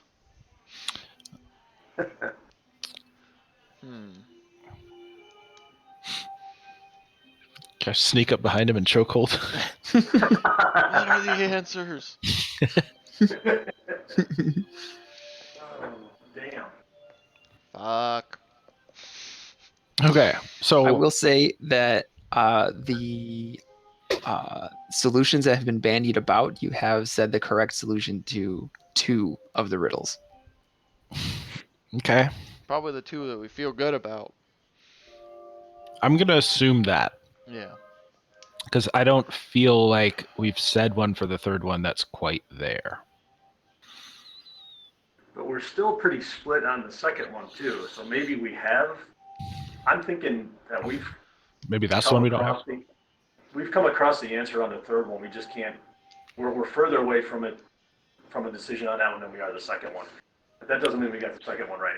But Corey also said he thought maybe the second one was easier than the first one.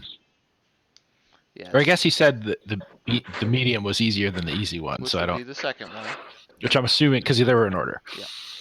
So odds are the second one is right because of So choice. I think we're good there. I think the first one is right with time. I think we're stuck with the third one. Under hills.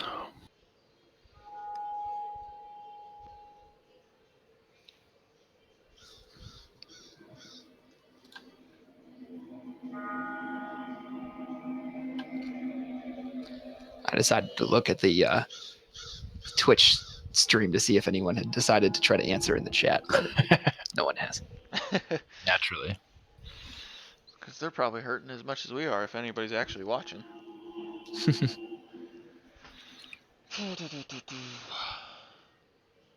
It comes first and follows after, ends life and kills laughter. Let's assume then that the first 2 we've actually gotten correct. Filthy hobbitses. And if we haven't at all touched on the answer to the third one, trying to discount everything we've thought of. What else? Where else can we go with that one? Worms. Space worms. You guys don't know about space worms? Have you heard about our Lord and Savior Worm Jesus?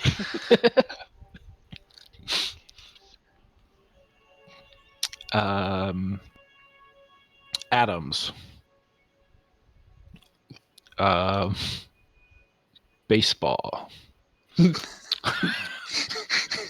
Are you just looking at things in your apartment now?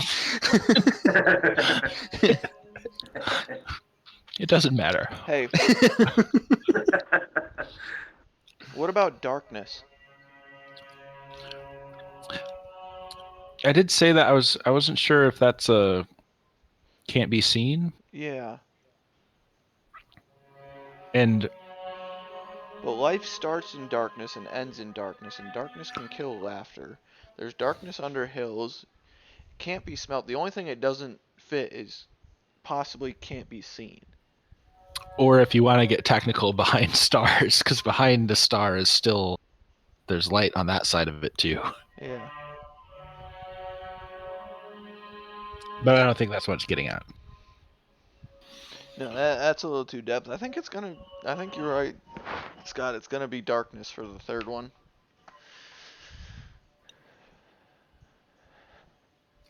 I don't know. That's the best I can figure for the third one. What ends life is like what ends life. Death, but that's not behind stars. It's not under hills. I mean, bullets.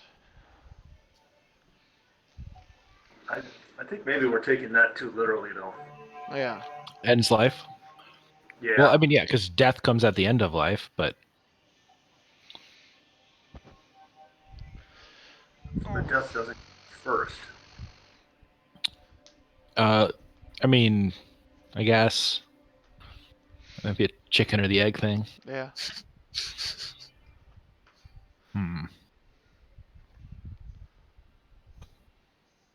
I don't know. Has Xantor given us any kind of a? As we're spitballing, I want to stare straight into his face and see if I get any sort of information. So basically, is he- what is you're he worried? asking is if the face the DM is making is betraying the character's intentions. Go ahead and No. make an insight check. I was saying Xantor. I want to Right. look at Xantor while I'm spitballing. Because I've been smiling this whole time. Yeah, it's nice being on the outside looking or the inside looking out, isn't it? And My- I don't think that this is a beware the smiling DM kind of situation. What did you get, Scott? 11. 11. Okay.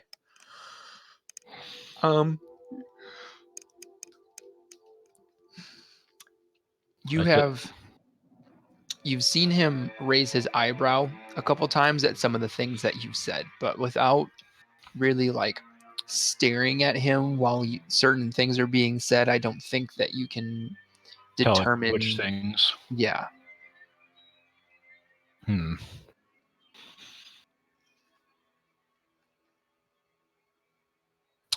Hey Xantor, what did you say the answer to the third one was? Your mother. And the thing about darkness, Well, I think we've got all three. you can see darkness. You can't see in the darkness. Right. I'm worried you could. Yeah, that's a can be seen. Can't be seen. Something that can't be seen is like a Like feeling, emotions. like an emotion. Yeah.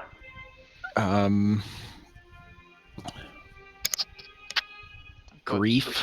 You can't see air either, but you can feel the air. Loss.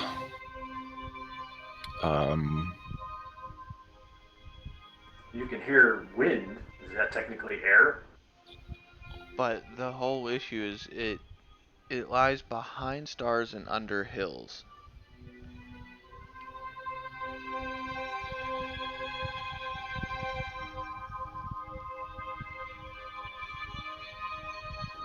If it can't be felt, does it mean literal felt, or would that also knock out emotions?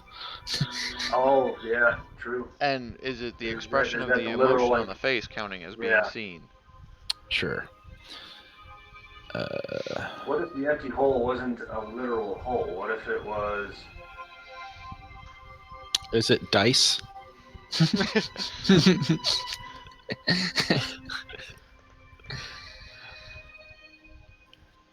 Well, he did say that these kind of make sense in a D&D fashion. That's why I said that.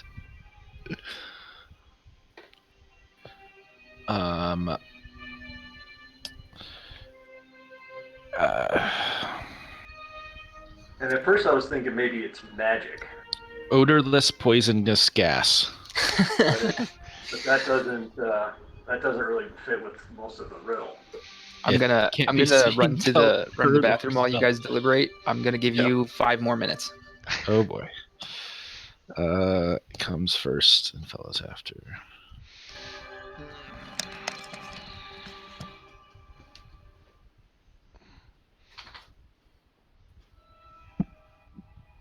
Comes first, follows after.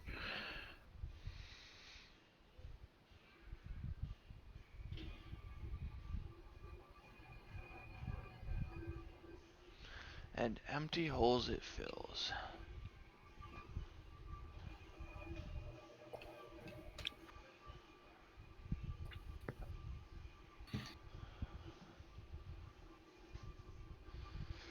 So, I mean, what's in an empty hill or empty hole other than air?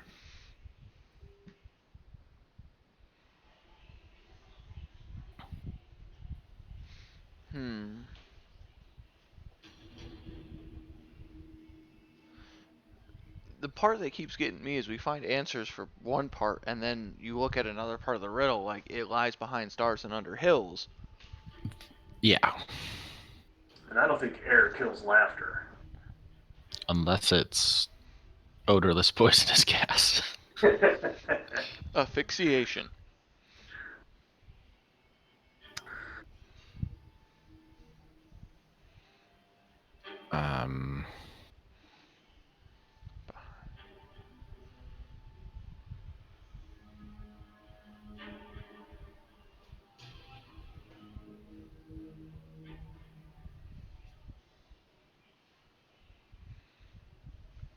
Energy is one of those things that I keep coming back to. What about? Well, that's not really. Say it. What's the worst that I happens? was just saying we've been talking about death. What about life? I don't know how that works though. I'm just running through various things. No, that's fine. I mean, we've nothing else. That's all we can do right now is just throw Spitball. shit out there. Maybe something will stick. Can't be heard. It's probably the longest we've stayed on topic. Yeah. Would be a feat if Jay was here. All right.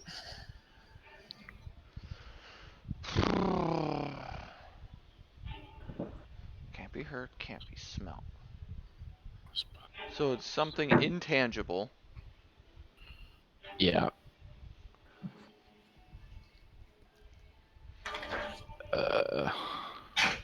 Radiation. Bear. That would be behind a star.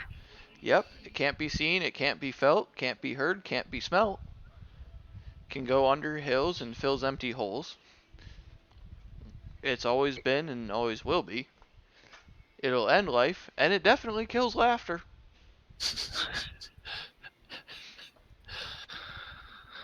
Chemo It's is only- not At this funny. point in time, unfortunately, I think that's the best we have to go on right now.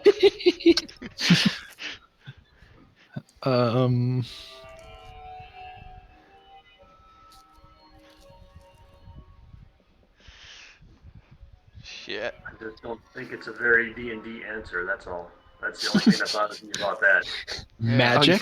you forgot about my Is spell, radiation spray. Chromatic Is it Well, magic? I have a spell or a cantrip called Word of Radiance, but I don't think that's the I was same. like, radiant. Word of radiation.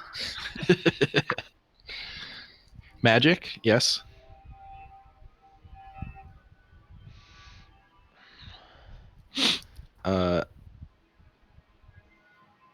Time choice magic? Yeah, I mean, Dragons. in D&D terms, magic would fit the best in that. Something But like can you see elemental magic? energies. No. Well, not always.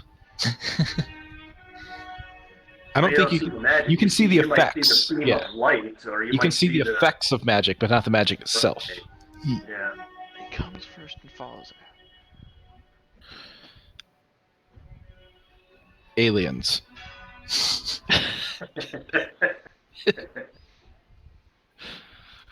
Oh, guys, we're gonna be fighting something here. Yeah, we are. But this is wait. probably Alright, one of guys. the better ways to get into a Dar- fight.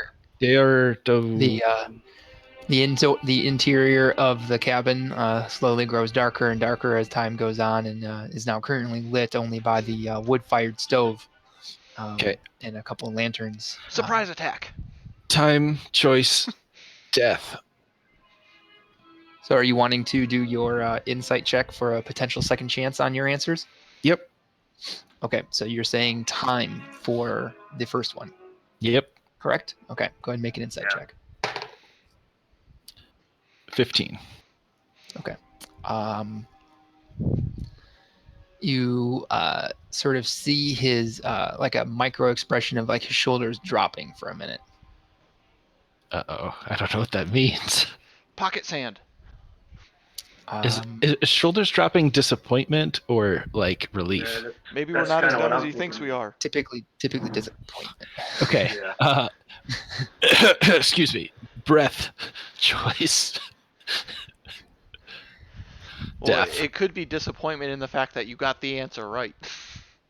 Time, choice, death. You know, time ends life. Time. There you go. Fuck it. Yeah, they're all the same answer. There you go. Yeah, fuck it. So Xantori takes a deep breath. He says, would you like to know the solutions before your demise? I think we already know the solutions. Pocket sand. The more you take, the more you leave behind. You are steps. Your mother. Damn it. You are correct in that when given one, you'll have either two or none is choice. It can't be seen, can't be felt, can't be heard, and can't be smelt. It lies behind stars, under hills, and empty holes it fills. Comes first and follows after, ends life and kills laughter. It is darkness. That's what I said. But we threw darkness around, and you said that. We didn't Oh, have the answer to the first one. So it's Yeah, we steps. Yeah, that's right. Okay. Yeah, we didn't have the first one. Fucking hell. So are you impressed? Are you not entertained? Not impressed enough. Well, let's go on then.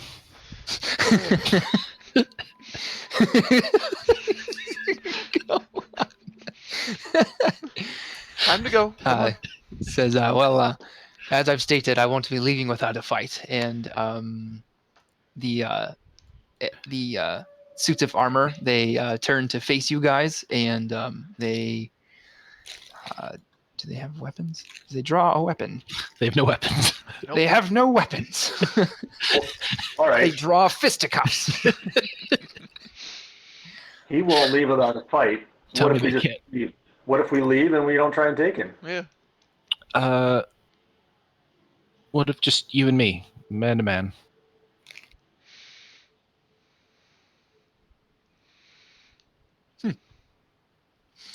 Make a persuasion check. Oh boy, I don't know if I want this. That's a 19. I'm moving to split the distance there. Okay. He agrees to a one-on-one confrontation. God damn. First player death right here. No, I'm gonna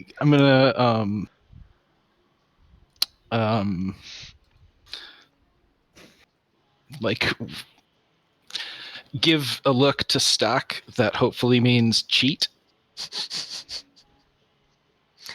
Make a performance check, and Stock make a insight check. That's what I was Oh aiming. yeah, I'm really good at performance, so that's a 26. Okay.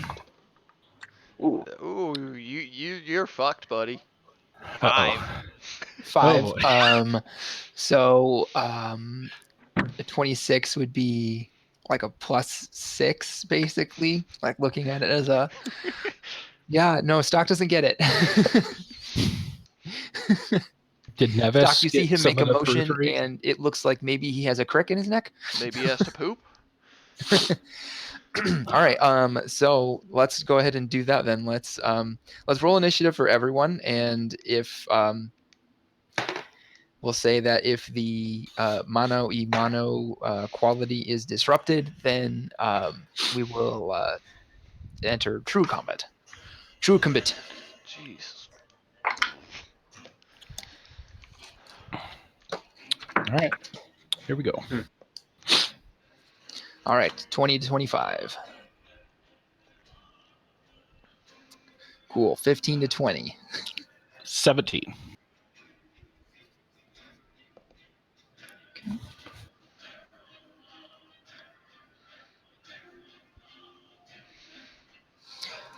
Let me look what this is really quick. Okay. 10 to 15. Really? Sweet guys. 5 to 10. 9. Nice knowing you. Nevis, did you roll? I did. I told you I had a 6. Oh, okay. He refused on principle. No, he's sitting us out. Okay. So Xantor, he rushes at you, Xanalor. Mhm. And Fade to black. he casts Shocking Grasp.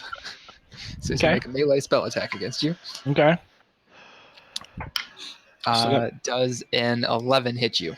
Nope. No? Okay. Your turn. I'm gonna cast Arms of Hadar Okay. and get those black tentacles, everything within 10 feet of me. Okay. Strength saving throw. Okay. It's probably not going to do it with a 5. Nope. And that'll be 8 necrotic damage. Okay. And he can't take reactions until next okay. turn. Okay. And then I'm gonna back off to there. Okay. Stock, you're going to be up next. The suits of armor are going to kind of just step in and frame the battlefield. Stock, go ahead. What are you going to do? I'm gonna stay right there. Okay. This is an honor fight. I'm not interfering. Oh, no. Nevis, what do you want to do? Xanalor agreed, 1-on-1. I'm upholding that. I picked the wrong That's team. what the nod meant for me. Don't interfere. Oh, gosh.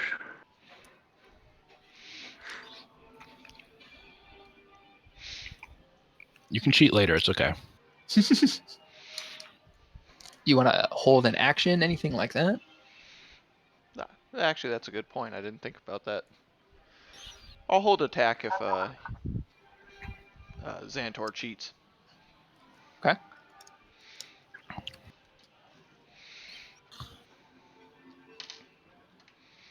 Yeah. Oh, God. This is so dumb. Hey, we tried. We got 2 out of 3. We failed the easiest one. You guys see Xantor does look a little winded. Looking a little harried. Just give me a chance to die. All right. I guess I'm just going to hold my action too. Okay. What's the trigger for your action? If the suits of armor are brought into battle. Okay. Does Barker get a turn?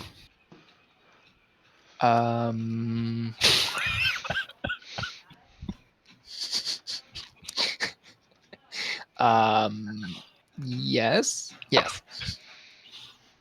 Wait until things blow up, and then maybe he'll kick stuff. Okay. All right. That brings us back to Xantor. Arms of Hadar is like a instantaneous spell, right? It doesn't linger. Correct. Okay. All right.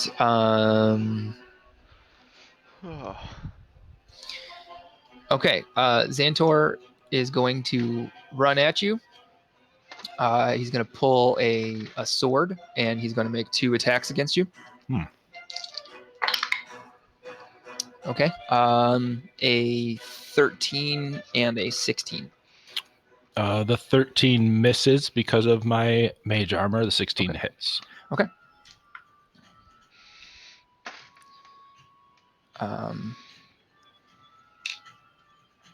It's going to be 11 slashing damage. Ooh. He takes a big chunk out of me. And then Xenolor, you are up. I'm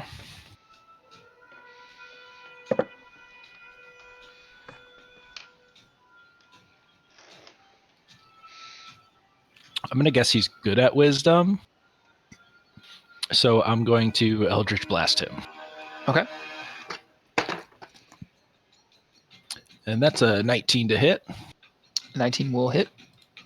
And I got to find the right dice. 12 force damage. 12 force damage. All right. You hit Xantor in the chest after he just got done swinging a longsword twice at you. You hit him in the chest, and he goes flying back a couple feet, unconscious or dead. Hard to tell. At which point, the armor comes ka-chunk, ka-chunk, ka-chunk, and ka-chunk, and they're going to rush in and make attacks against you. Wow, not fair. Donkey kick. Okay, so I'm going to go ahead and, we're going to do it this way. All right, so does a 14 hit you? No. No? Okay. And then Nevis, so it's going to make an attack against you. That's a natural 1, so that misses. All right, Stock, you're up.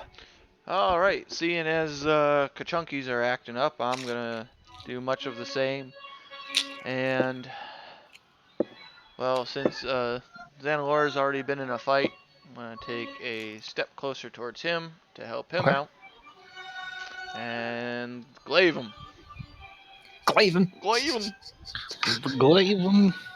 That is a, if I'm on the right page, 16 to hit. 16 misses. Damn him. Nevis, you are up, sir.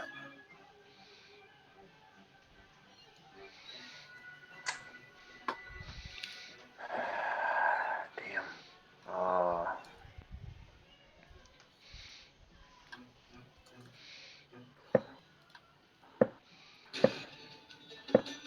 I guess I'm just going to try to melee the armor next to me because I still have my Blessing of the Forge active. Yes, you do.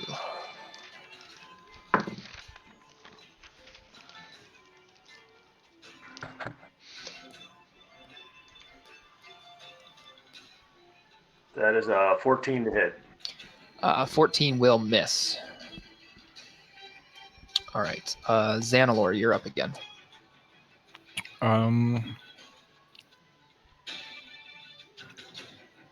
Yeah, I'm gonna Eldritch Blast him. Okay. It's with disadvantage because it's a ranged attack in melee. Okay. 11. 11 will miss. Okay. All right. The armor is up again. Attack against Xanalor. That's going to be a 23 to hit. Debatable. You take 4 bludgeoning damage. Thank God. Nevis against you. That is a 15 to hit. Does that hit you? No.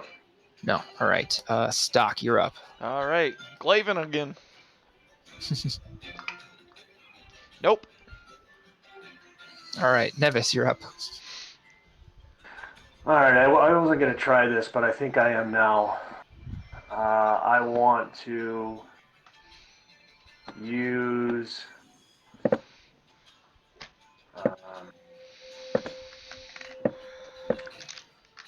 inflict wounds. Okay. at the first level, of course. So it's a melee.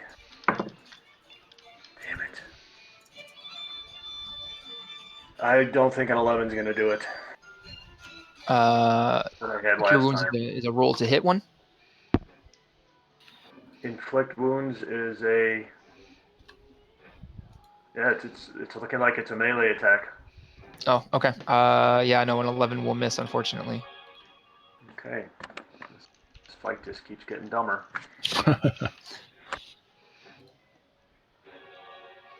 Okay. Xanalor, you're up again. Is he more than 10 feet? Or he's exactly 10 feet. So if I cast Arms of Hadar, that's going to hit Stock. Yes. You can hold it, though, until if you can tell Stock to move, and you can hold it until after he gets out of range to cast it. He doesn't listen to instructions very well. No, I don't get subtlety. I'm just going to try to Eldritch Blast again. Hope I roll better. And I did. 20 to hit. That will hit. And 10 force. Okay. Don't know if there's a way to tell if a animated suit of armor is winded or not, but it looks like he's feeling something a little bit there. It's their turn again. He's going to make an attack on you. Xanalor, that's going to miss with a 10. Nevis, that will also miss you. Stock, you're up. Alright, well, I'll take a step that way. Okay. And we'll try again. All right. Nope. That was a 2. All right, Nevis, you're up. All right, I'm going to try to melee him with the mace again. Okay. Fucking. About time. That's going to be 21 to hit. 21 will hit, yes. And 8 bludgeoning. All right, not bad. Xanalor, you're up again. Try Arms of Hadar again. Okay. It's a saving throw or Strength saving throw. strength saving throw? Okay. That's a 16. He passed. So he's going to take half of this. Okay. That's 5 plus 2. Half of 7. Okay. Necrotic. And if I try to move, I would invoke a reaction, I assume. No, because you hit him with an attack. Oh, okay. Then, the stagger roll. That's right. Right. I'm gonna run there. Okay. All right. The armor is up. It's gonna go 10 there. Make an attack on Stock. That is a 13 to hit. That would be... God damn it. Too many tabs. Nope. 14. Nope. Okay. One against Nevis. That's going to be a dirty 20. So that's going to be 3 bludgeoning damage. All right. All right, Stock, you're up. Alrighty. I'm gonna try and smack this guy again. Great Okay. sword, though. Okay. Fuck me running. 11. 11's going to miss. I've Nevis, missed all 3 attacks. you have. No, All 4 right, attacks. I'm gonna try to hit him with inflict wounds again. Okay. This is All right, your... Is that's this a your last spell hit. slot? No, I got one more. Oh, okay. So that's What is a your- 2 to hit. A 2 to hit? 20. Oh. Yes, that will hit.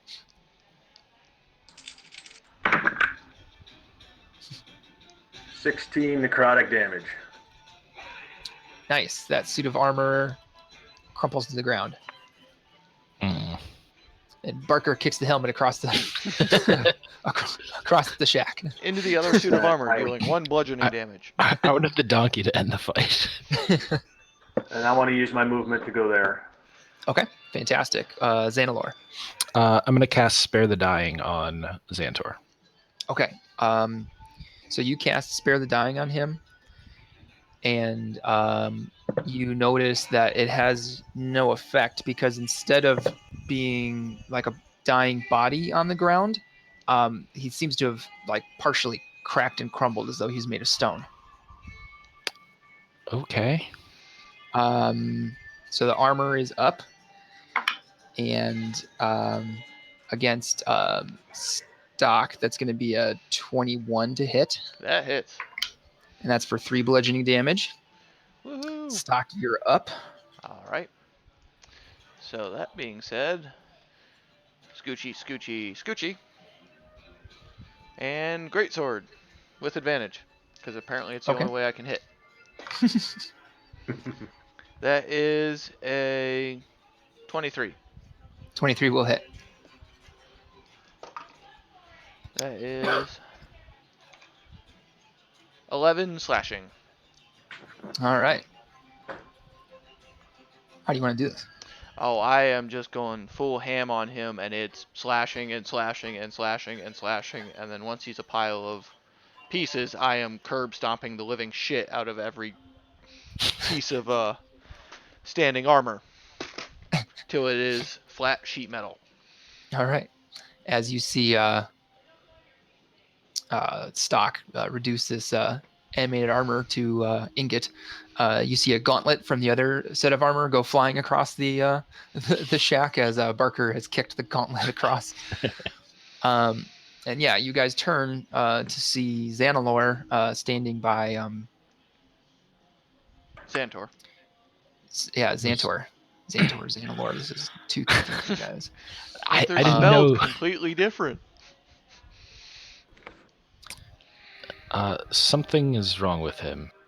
Go ahead and make an Arcana check, Xanalor. I'm still at disadvantage, right? Correct. Yeah. Arcana. It's +0, so 7. Okay. Yeah, you don't notice anything.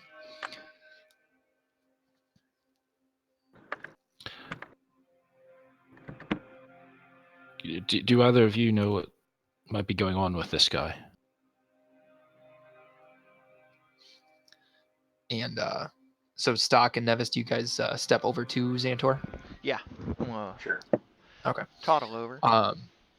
So go ahead and make an investigation check for me, both of you, or one with advantage, your choice.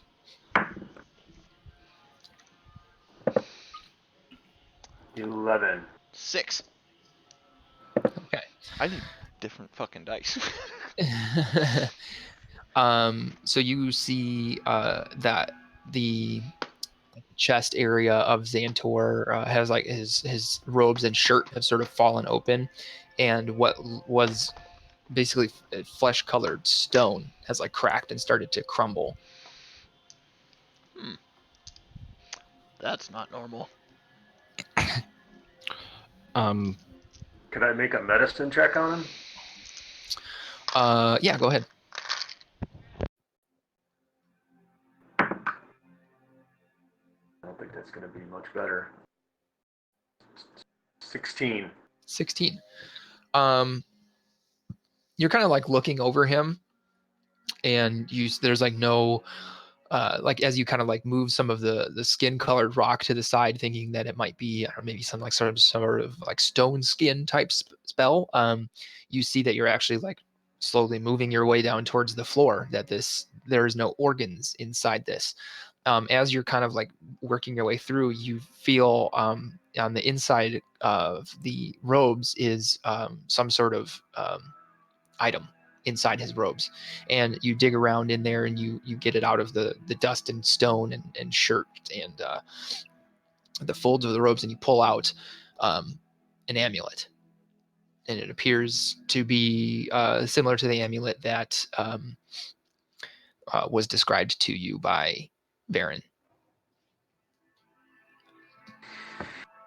Hey guys, I think we found it.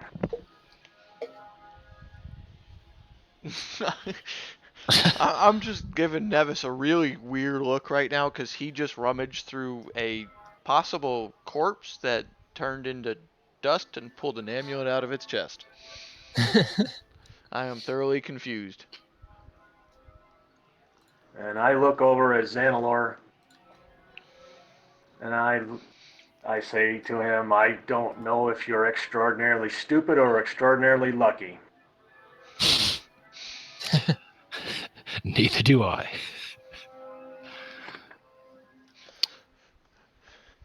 It's just All right, I pocket the medallion or the amulet, sorry, and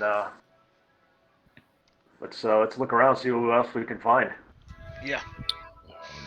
let's turn it over. Okay. Why don't you guys go ahead and make investigation checks then? What are you looking for? Anything? I'm looking. Yeah, I So, would look for like maybe parchment, spell scrolls, Potions. Yeah, I was gonna potions. Well, say something written down is what I would be looking for. okay. Go ahead and roll then, guys, if you didn't already.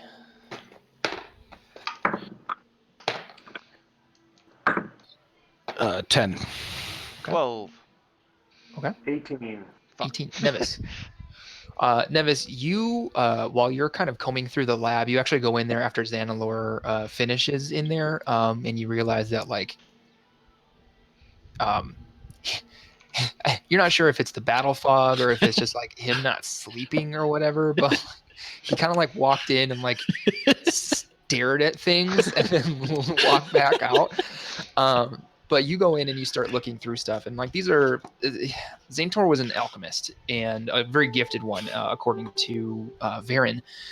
And as you look around in there, you see various chemical formulas. You don't see anything that looks like potions that would be imbibed. You see things that are marked as caustic, and you see paperwork on a desk. And it appears to be plans that have been scratched out and revised and updated, and new hypotheses drawn from page to page to page of how to turn people into golems. That's wonderful. Full mad scientist here. I am like Hey, super happy that this song came on while I was saying that. I thought you hit a button. I did not. Hey guys, I think I figured out what happened to him. Yes? I just pulled up the paper, and I say that we're probably just lucky that he didn't get to do this to us.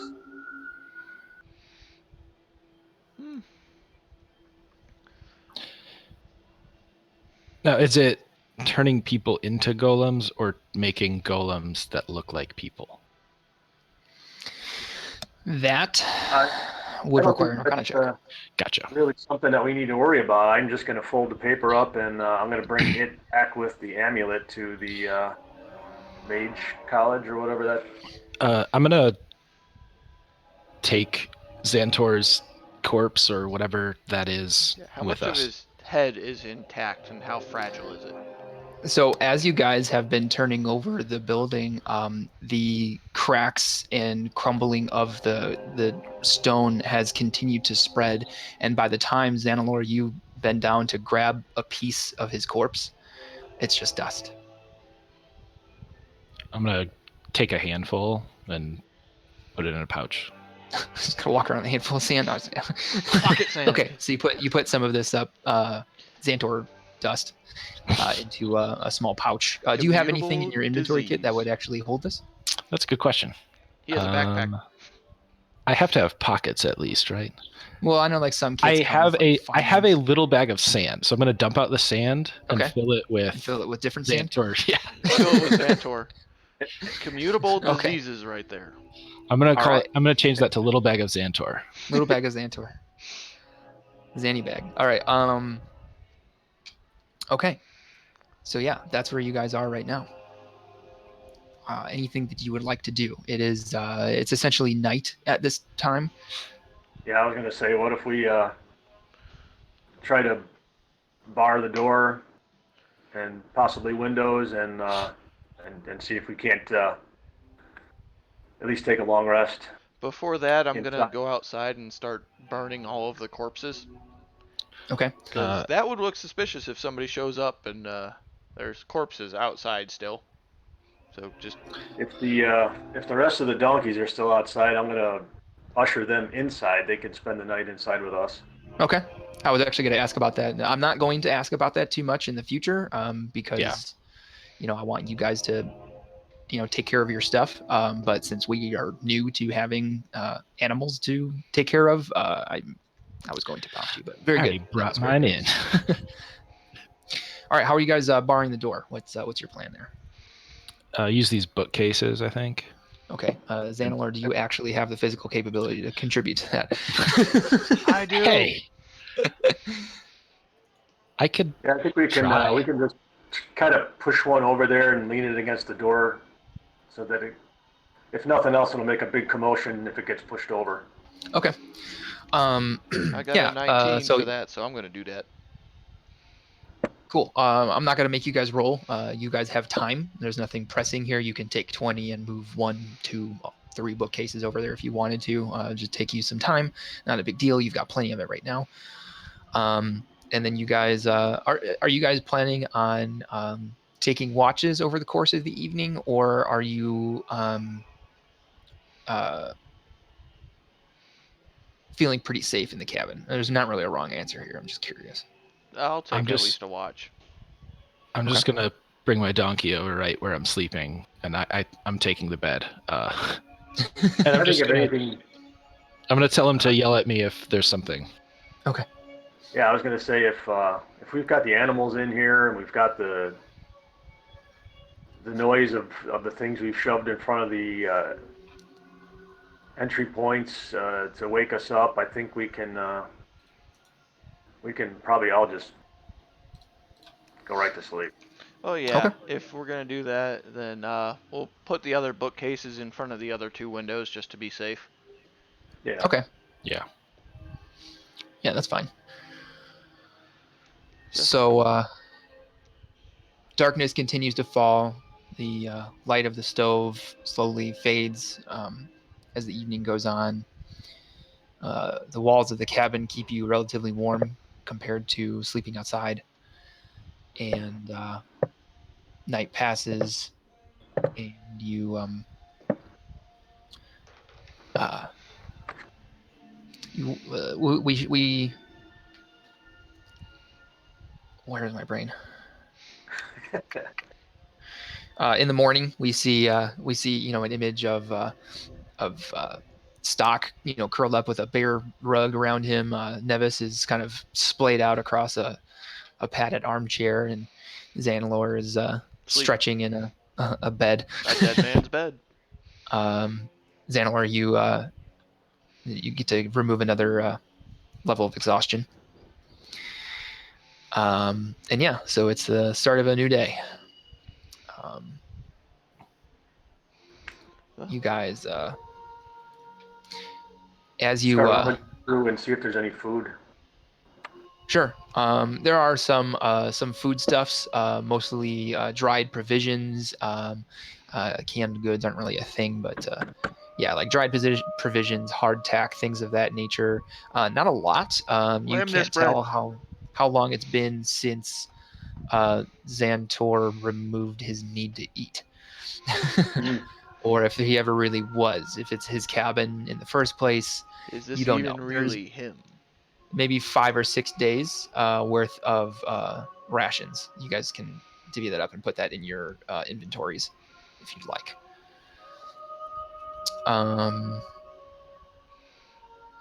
As the morning kind of wears on a little bit, you hear a knocking at the door outside. It's probably a good thing I burned those corpses. I'll go check the door. All right. It takes you a few minutes to actually get to the door as you have to remove the bookcase, but you open the door, and Borax and and Rashad are out there. And they're like, "Oh my god, we got so lost." is this your? And Rashad's like, oh wow, is As they're this your talking, I house? just shut the door again. And I begin moving the bookcase back in front of it. I hold his hand and be like, no. If you could understand dirty looks through the masked helmet, you would be getting one right now. Thanks for showing up now, you dick. I have 3 questions for you. 3 riddles and you'll be let in.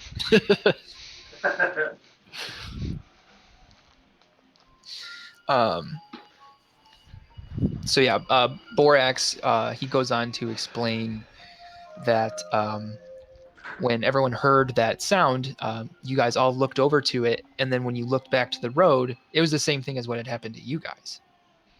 All of a sudden, you guys weren't there anymore, but Borax and Prashad were standing together.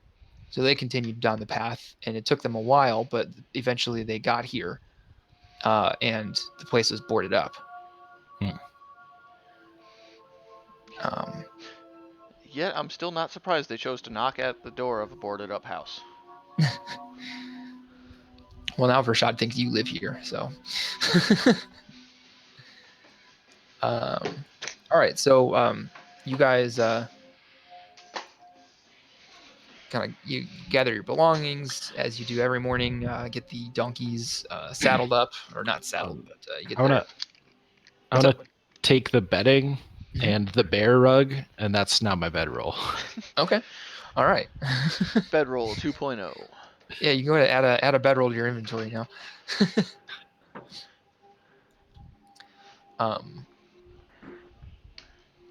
So you guys get the get your stuff on the donkeys, and you set out. The trip through the forest is unremarkable. The sound, it sounds like the strange bestial echoes are gone. You don't hear those this morning. The sounds of life in the forest do start to increase, but more so as you start to get towards the outskirts of the forest and like where those abandoned buildings were.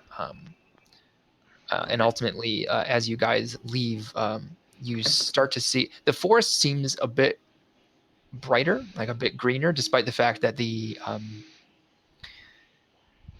light is starting to dwindle. You know, you guys will be making camp at the sort of foothills again, between the mountains and the forest itself. But yeah, it seems like that. You're not sure if it's Xantor or if it's an amulet, but in either case, the forest behind you seems to be starting to recover.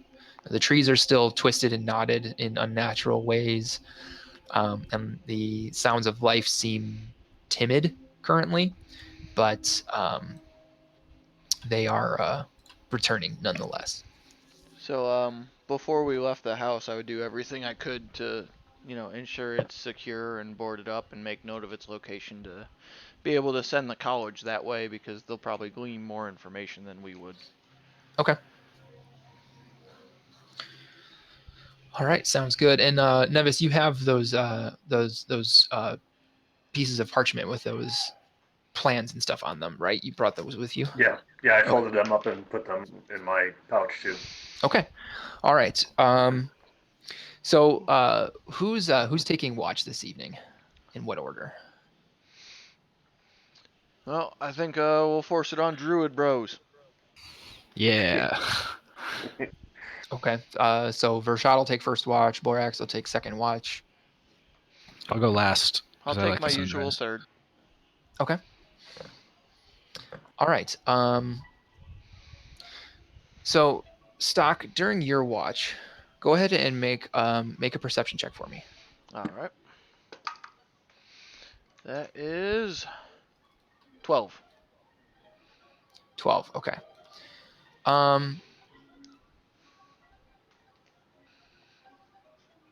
So during, I need to change the music. During your watch, you hear like a rustling. you hear it kind of off in the forest, and so you hear one set of rustling, and then a short time later you hear another set of rustling going in the same direction. But you, because of your perception roll, you're not able to determine like exactly which direction they were headed. All you know that is it wasn't towards your camp. Okay. Either way, I'm shooting a light crossbow bolt at him. Okay. Fuck You these hear things. it. You hear some leaves sort of like snapping. Twigs snapping and leaves sort of like lashing as the bolt goes through, and then you hear it just kind of like tumble through the brush. But it doesn't sound like you hit anything of consequence. All right. So then, Xanalor, you said you were taking last watch? Yes. Okay. All right. Your watch also goes by without any occurrences, and you guys you wake up the next day. Xanalor, did you sleep this evening, or did you stay up all night? I slept. You slept. Okay. All right. Next day comes, and you guys pack up your things, and you move through the mountains. You're very familiar with this area. You actually seem to be making slightly better time. You're not sure if it's just sort of the familiarity you have with the donkeys, if it's the donkeys being more than willing to push their own pace a little bit. But you do actually wind up, like before it's time to make camp, going past your old camp in the mountains. You think that, so it took you 6 days to get into the forest, and you think that it might take you 5 to get back. The second day of your journeying comes and goes. The second night also comes and goes without anything of consequence happening. Is there anything that you guys want to do during these times? Like, I want to make sure that if you like want to interact with one another, like have a conversation, that I give you those opportunities. Like, if at the end of a traveling day, if you want to sit and take stock or do things for yourself as a character. I mean, there's a conversation I'd like to have with Vendi when he's back. Okay. And then I think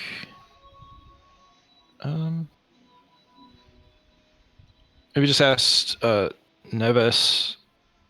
So what's special about the amulet? I don't know. I really didn't look at it much. It's a very nice, ornate piece.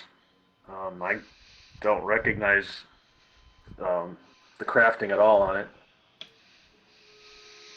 Doesn't feel any different that I can tell. The amulet, sort of like for flavor, appears to be made of white gold on a golden chain.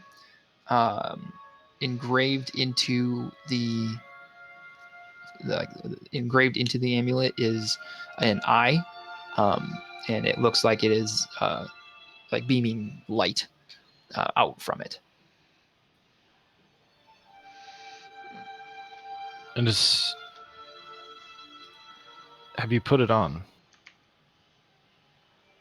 No. And I toss it to Xanalor and say, "Here, you try it." I'm not sure that's a good decision. Xanalor, go ahead and make an intelligence check. This is a memory check. Memory check. That's an 18. 18. So you do remember from your meeting with Varen in the Emerald Scholar, someone, and I can't remember off the top of my head, who asked Varen about the amulet and like its powers and like people using it. Mm-hmm.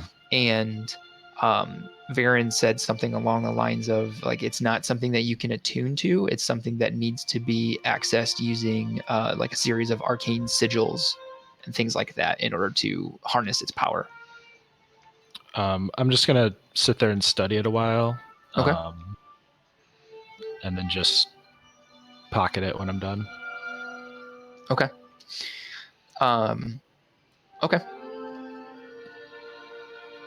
All right. Who is taking watch on this second evening? Same order. Okay. All right. Sorry, Nebus? I'll take one. Okay. Do you want to swap with one of the druid bros? Yeah, why not? Okay. So we'll have you take second watch. Borax will take the night off. You don't necessarily trust Uvendar to actually like do a watch that's not first watch. And so Uvendar's watch goes by. Nevis, your watch goes by pretty easily. Things seem to be, fairly good in order. Stock, you'll you take special care during this watch because you know that by tomorrow you'll be back down in the plains, and so you try to use this last night to try to make sure that you're centering yourself as best you can as you were taught to, before losing the sort of visceral connection to your memories and your teachings like you had in the past. Mm-hmm. Xanalor, do you journal during your watches? Every time, yeah. Every time, okay. So as you're journaling in your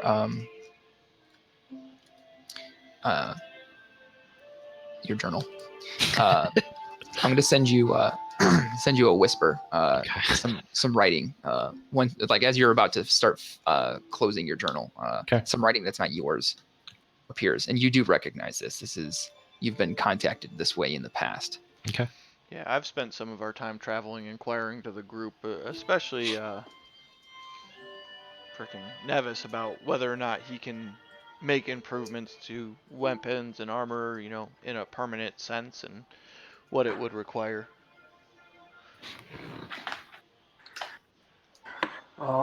Yeah, I can do that. I can make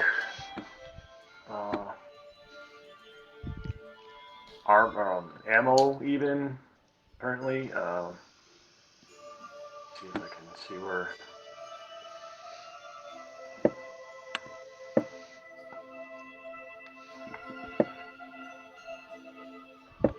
Artisan's Blessing. An hour-long ritual. I can craft non-magical items. That must include some metal, as in a simple or martial weapon, suit of armor, 10 pieces worth of ammunition, other metal objects, I guess, up to DM's discretion. The only stipulation is that it can now not be worth more than 100 gold pieces. So, as he's explaining this, I take one of the bracers off of my forearm, and I toss it over to him and inquire whether or not, this would be something he would be able to improve. And it's just simple segmented leather armor, but for the first time you're seeing stock without full armor on. And where there would be segments in, what would be padding, stitching or something of that nature, there doesn't really seem to be any that you can discern through the fur. That is the winter padding that he has on.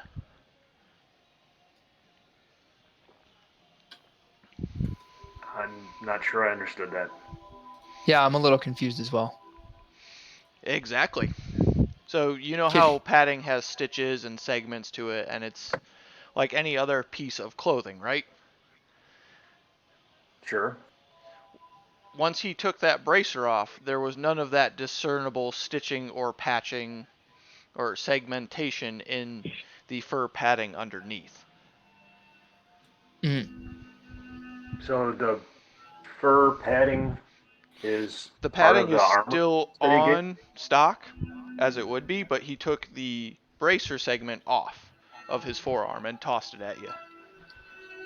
Oh, I okay. think basically what Mike is saying, if I can sort of paraphrase the Mhm. assumption that he's Definitely. potentially leading people to make, is that either this is fur padding of craftsmanship you've never seen, or is fur, like his fur. Okay. Could be either or.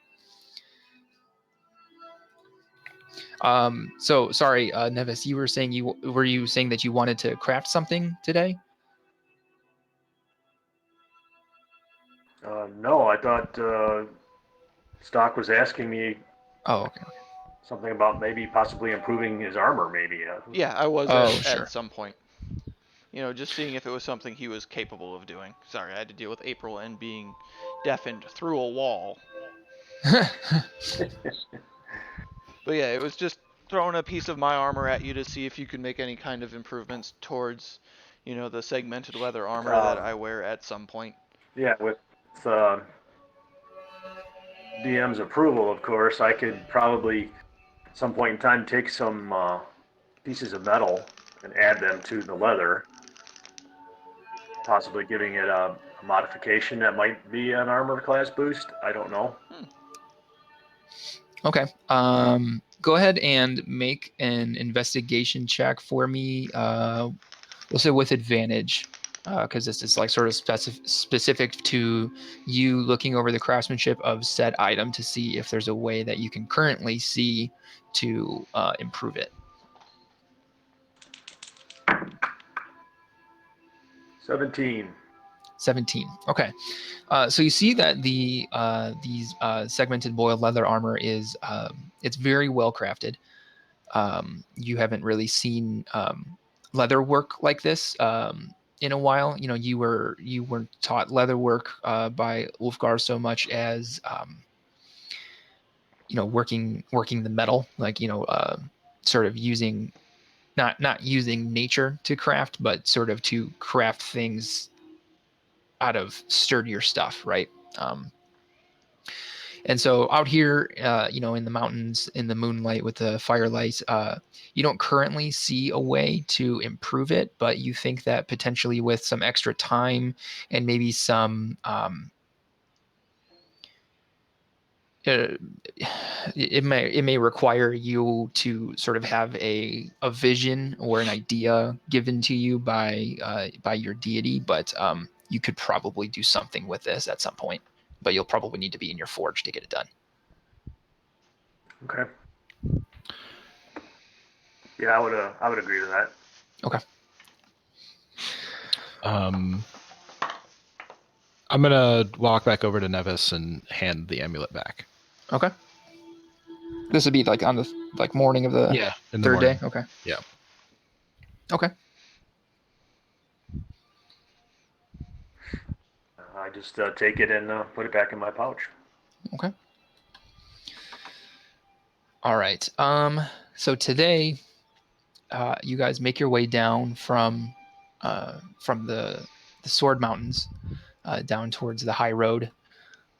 You pick up the high road just north of the Mere of Dead Men, and you start traveling northward. There's still a couple hours in the day left to go before you wind up bedding down for the evening. And you actually wind up coming across, let me pull this up really quick so I can do this as I've written. So it's daytime, and you guys are coming across a small, you see a wagon parked off to the side of the path as you approach, and you see several people standing in a circle in the field off to the side. As you guys get closer, you can see that it seems to be like a family maybe of poor traders. Their wagon is in sad shape. The ox pulling it looks underfed, and the family are dressed in tattered clothes.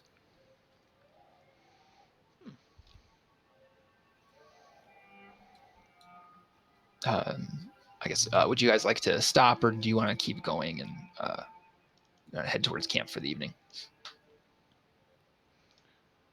I mean, Well, I'll stop and take a look at their wagon, and with whatever tinkering skills I have, I'll see if I can't do something to repair it. Okay.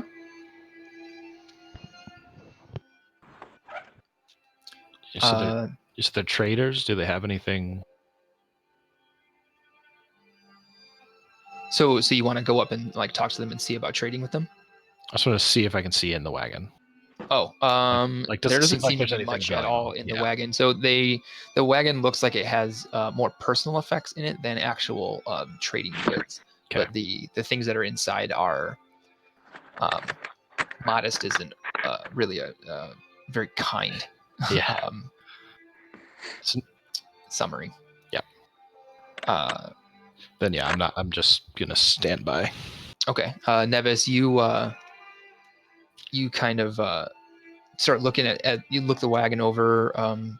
You are able to, like, with your tools, you're able to kind of like reshape some of like the joists and joints in the wagon and in its axles and stuff, so that it maybe rides a little smoother now. Like the axles aren't wobbling, which is, you know, causing the ox to have to work harder to pull at the same distance.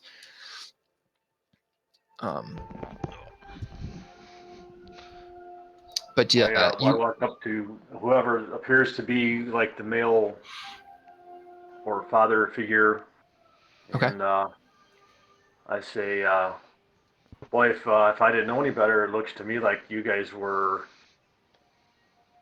leaving with all your possessions in tow." As you walk up and you start to talk to this man, you notice that, like I said, the family, they're dressed in tattered clothes, and you see that tears streak their dirt-stained faces. And as you look into, you know, as you're approaching and you see the circle that they're around, you see a small mound of dirt at their feet. And the man, he says, bless you. We've had a spot of rough luck. Very astute of you to see that we're packing things up. We were headed to Neverwinter to try to start a new life, but at this point it seems like we may as well cut our losses and turn back. Our boy, Roland, passed away in the night. We spent the morning burying him. Was he ill, if I might ask? Well, you go long enough without food or drink, and eventually you make some poor decisions, and unfortunately, poor Roland here, he got the worst of it. DM, how many days away from Neverwinter are we? At this point, given the time you guys are making, because you're not traveling at a fast pace, but the donkeys are traveling at like normal plus, about 3 days out. All right. I have down that I currently have 5 rations. Okay. So I'm gonna give them 3 of them, and I'm gonna make the remaining 2 that I have last for the 3 days that I need. Okay. All right. As you like take off your pack and set it down and pull out the sort of the the containers that the rations are kept in, and you know their wrappings and whatnot, and you hand them to the father. You see the wife. She just she like bursts into tears and like hugs their daughter, and the man with a solemn look on his face, he says, "I don't know who sent you, but you're more than we could ever ask for. God bless you."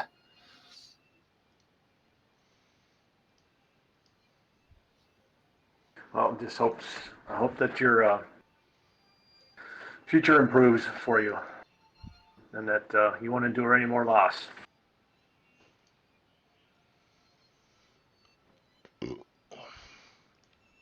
And the man, he puts his hand on your shoulder and he puts his head down and he nods, and then he turns back to his family. Nevis, go ahead, take inspiration. Cool.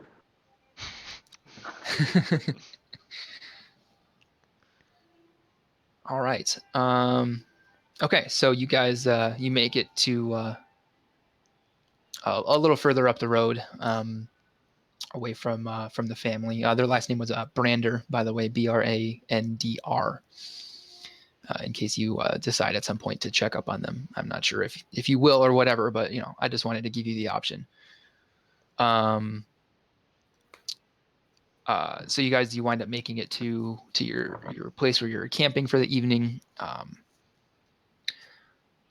let's go ahead and we'll get an order for watch, and we'll go from there. So who's taking first watch? And you want to keep it with Vendy? I like going last. Okay. I'll keep my customary third. Okay. So we'll have Vendy and Borax, or actually Nevis, you'll take first watch tonight. Vendy will take the day off, and Borax will take second watch. All right, sounds good. All right. So Nevis, go ahead and make a perception check for me. I believe it's an 18. Okay. Oh no, sorry, it's a 21. 21. Very nice. Okay. So you're taking watch, and about 45 minutes in, it's fairly dark now at this point. You guys have gotten pretty good at milking the adventuring day to get the most time out of it as you can, especially knowing that you're getting close to home, so you don't need to try to keep as much in the tank per se. So it's pretty dark by the time 45 minutes into your watch comes up, and you spot a creature running through a clearing just a ways away from camp. Just barely catches the light of the campfire. Do you what do you do with that? It doesn't run towards your camp. It's like sort of running parallel or Do I adjacent. recognize it at all? It looks to be some sort of it's like a larger medium-sized creature, maybe a bear. It doesn't look like the creepy stuff that you've been encountering. Like, it seems like something that you've seen before. But it's not making any threatening advances or. No, really, it just kind of like popped through a clearing next to your camp and continued through the clearing back into the brush. I just want to continue to monitor that direction and keep my eyes and ears and make sure that it either doesn't come back or try to circle around or anything. Okay. So you watch, and a short time later, you see what looks to be a human man come jogging out of the forest from where the creature came from. He pauses in the clearing, he stops, and he looks around, and he sees you, and he says, "You there? Have you seen a beast come running through?" I saw some sort of beast run past the camp, yes. Can you point me in the direction it headed? Right from the direction you came from.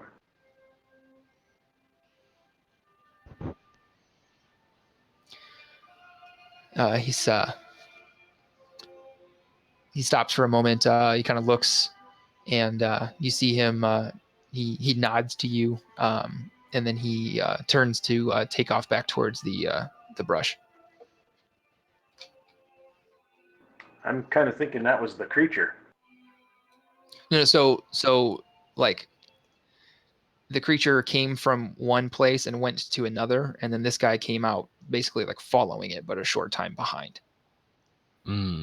Like, he didn't come from the same place that the creature went to. He came from. Okay. So I misunderstood you then. Sorry, I had yeah. that backwards too.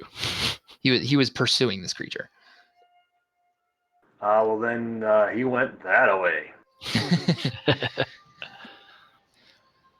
He says, "On behalf of the Cassian Order, thank you," and he runs back into the brush towards the direction that you motioned.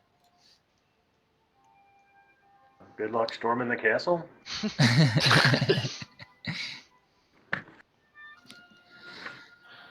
All right. So I just happened to mention to Borax when he gets his when I wake him up for his watch that some sort of a Cassius Clay guy was chasing something out here. Cassius Clay. All right. So Borax takes his watch, and he passes that information along to Stock, and goes back to sleep. Stock, you Go ahead and make a perception check for me.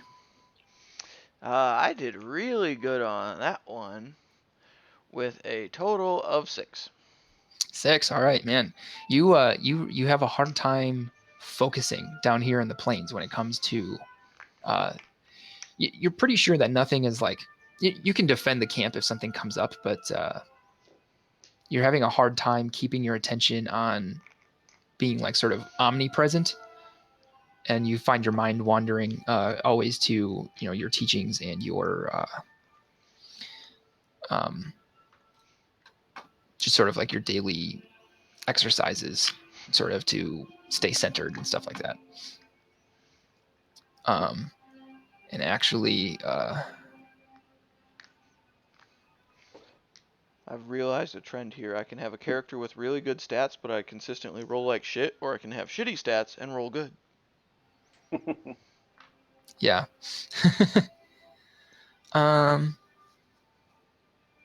So you think back during your watch. You think back on the Branders and how they're sort of powerless to change their lot in life, and you recall your master's teaching of how a warrior may choose pacifism, but others are condemned to it. And you kind of reflect on that, and you think about how lucky you are to have the power and ability to change your circumstance. And you feel sort of a pang of guilt. You can determine for yourself how strong that is, but you do feel a pang of guilt for the Branders, like an empathy for them. So your watch comes and goes, and it's time for Xanalor for his watch. Need me to roll? Yeah. 8. Okay. Yeah, you're between the family today and actually getting some message yesterday. You're very much absorbed in your writing. You had been kind of hadn't been falling off. You've still been doing it, but you hadn't been quite as eager and detailed as you had been in the past. You kind of go through these phases where you won't get a message for a long period of time, but when you do, it sort of rekindles your passion for finding these answers. And so you're caught up in your note taking this evening, and your watch does pass without incident, but you're not sure that meant that nothing really happened around you. So morning comes, and you guys make your way back on the road and northwards. This day, kind of like the second day up in the mountains, comes and goes without any incidents. The fifth day, you guys find yourselves about a quarter of the way through the day, riding through or coming up to Amos Farms, where good old Mencalf and his goats live. Pit stop. Did you want to stop again, Stock? I know you wanted to stop last time and check on him. We've Okay. been gone for 2-3 weeks at this point, so I figured stop, check in, make sure he's not having any more issues still. Sure. Yeah. So you stop in. It seems like whatever rain might have rolled through while you guys had kind of gone past it in the mountain range has seemingly cleaned up the blood stains outside of Mencalf's barn. He sees you guys come up, and he actually, so he like peeks his head up from the pasture, and you see him kind of jog trot to his shack, and you see him come out with a little rack of bottles of goat milk, and he hands you a 6-pack basically of goat's milk, which is good because you guys ran out of yours a long time ago, and it was quite good. And he gives it to you as a thanks for your help, and he assures you that things have been quiet. He said without without having to spend all that time cleaning out the barn, I almost wouldn't remember that something had happened. There's reminders here and there, like the bones in the fire pit that haven't had a fire big enough to actually take care of yet. But yeah, we're adjusting. Okay. I am satisfied. All right. So you guys get back on the road, and you find yourselves entering the city streets of Neverwinter. And we're actually going to pause there so that we can have more of the party, if not all of it, for returning to the Emerald Scholar. I'm just Since you assuming guys, we've given them the riddles and been watching them struggle for 4 days. so I'm going to tell the three of you guys, since it's going to happen early next session, you guys can go ahead and level up to level 3. Woohoo! Nice. And yeah, that's everything for today.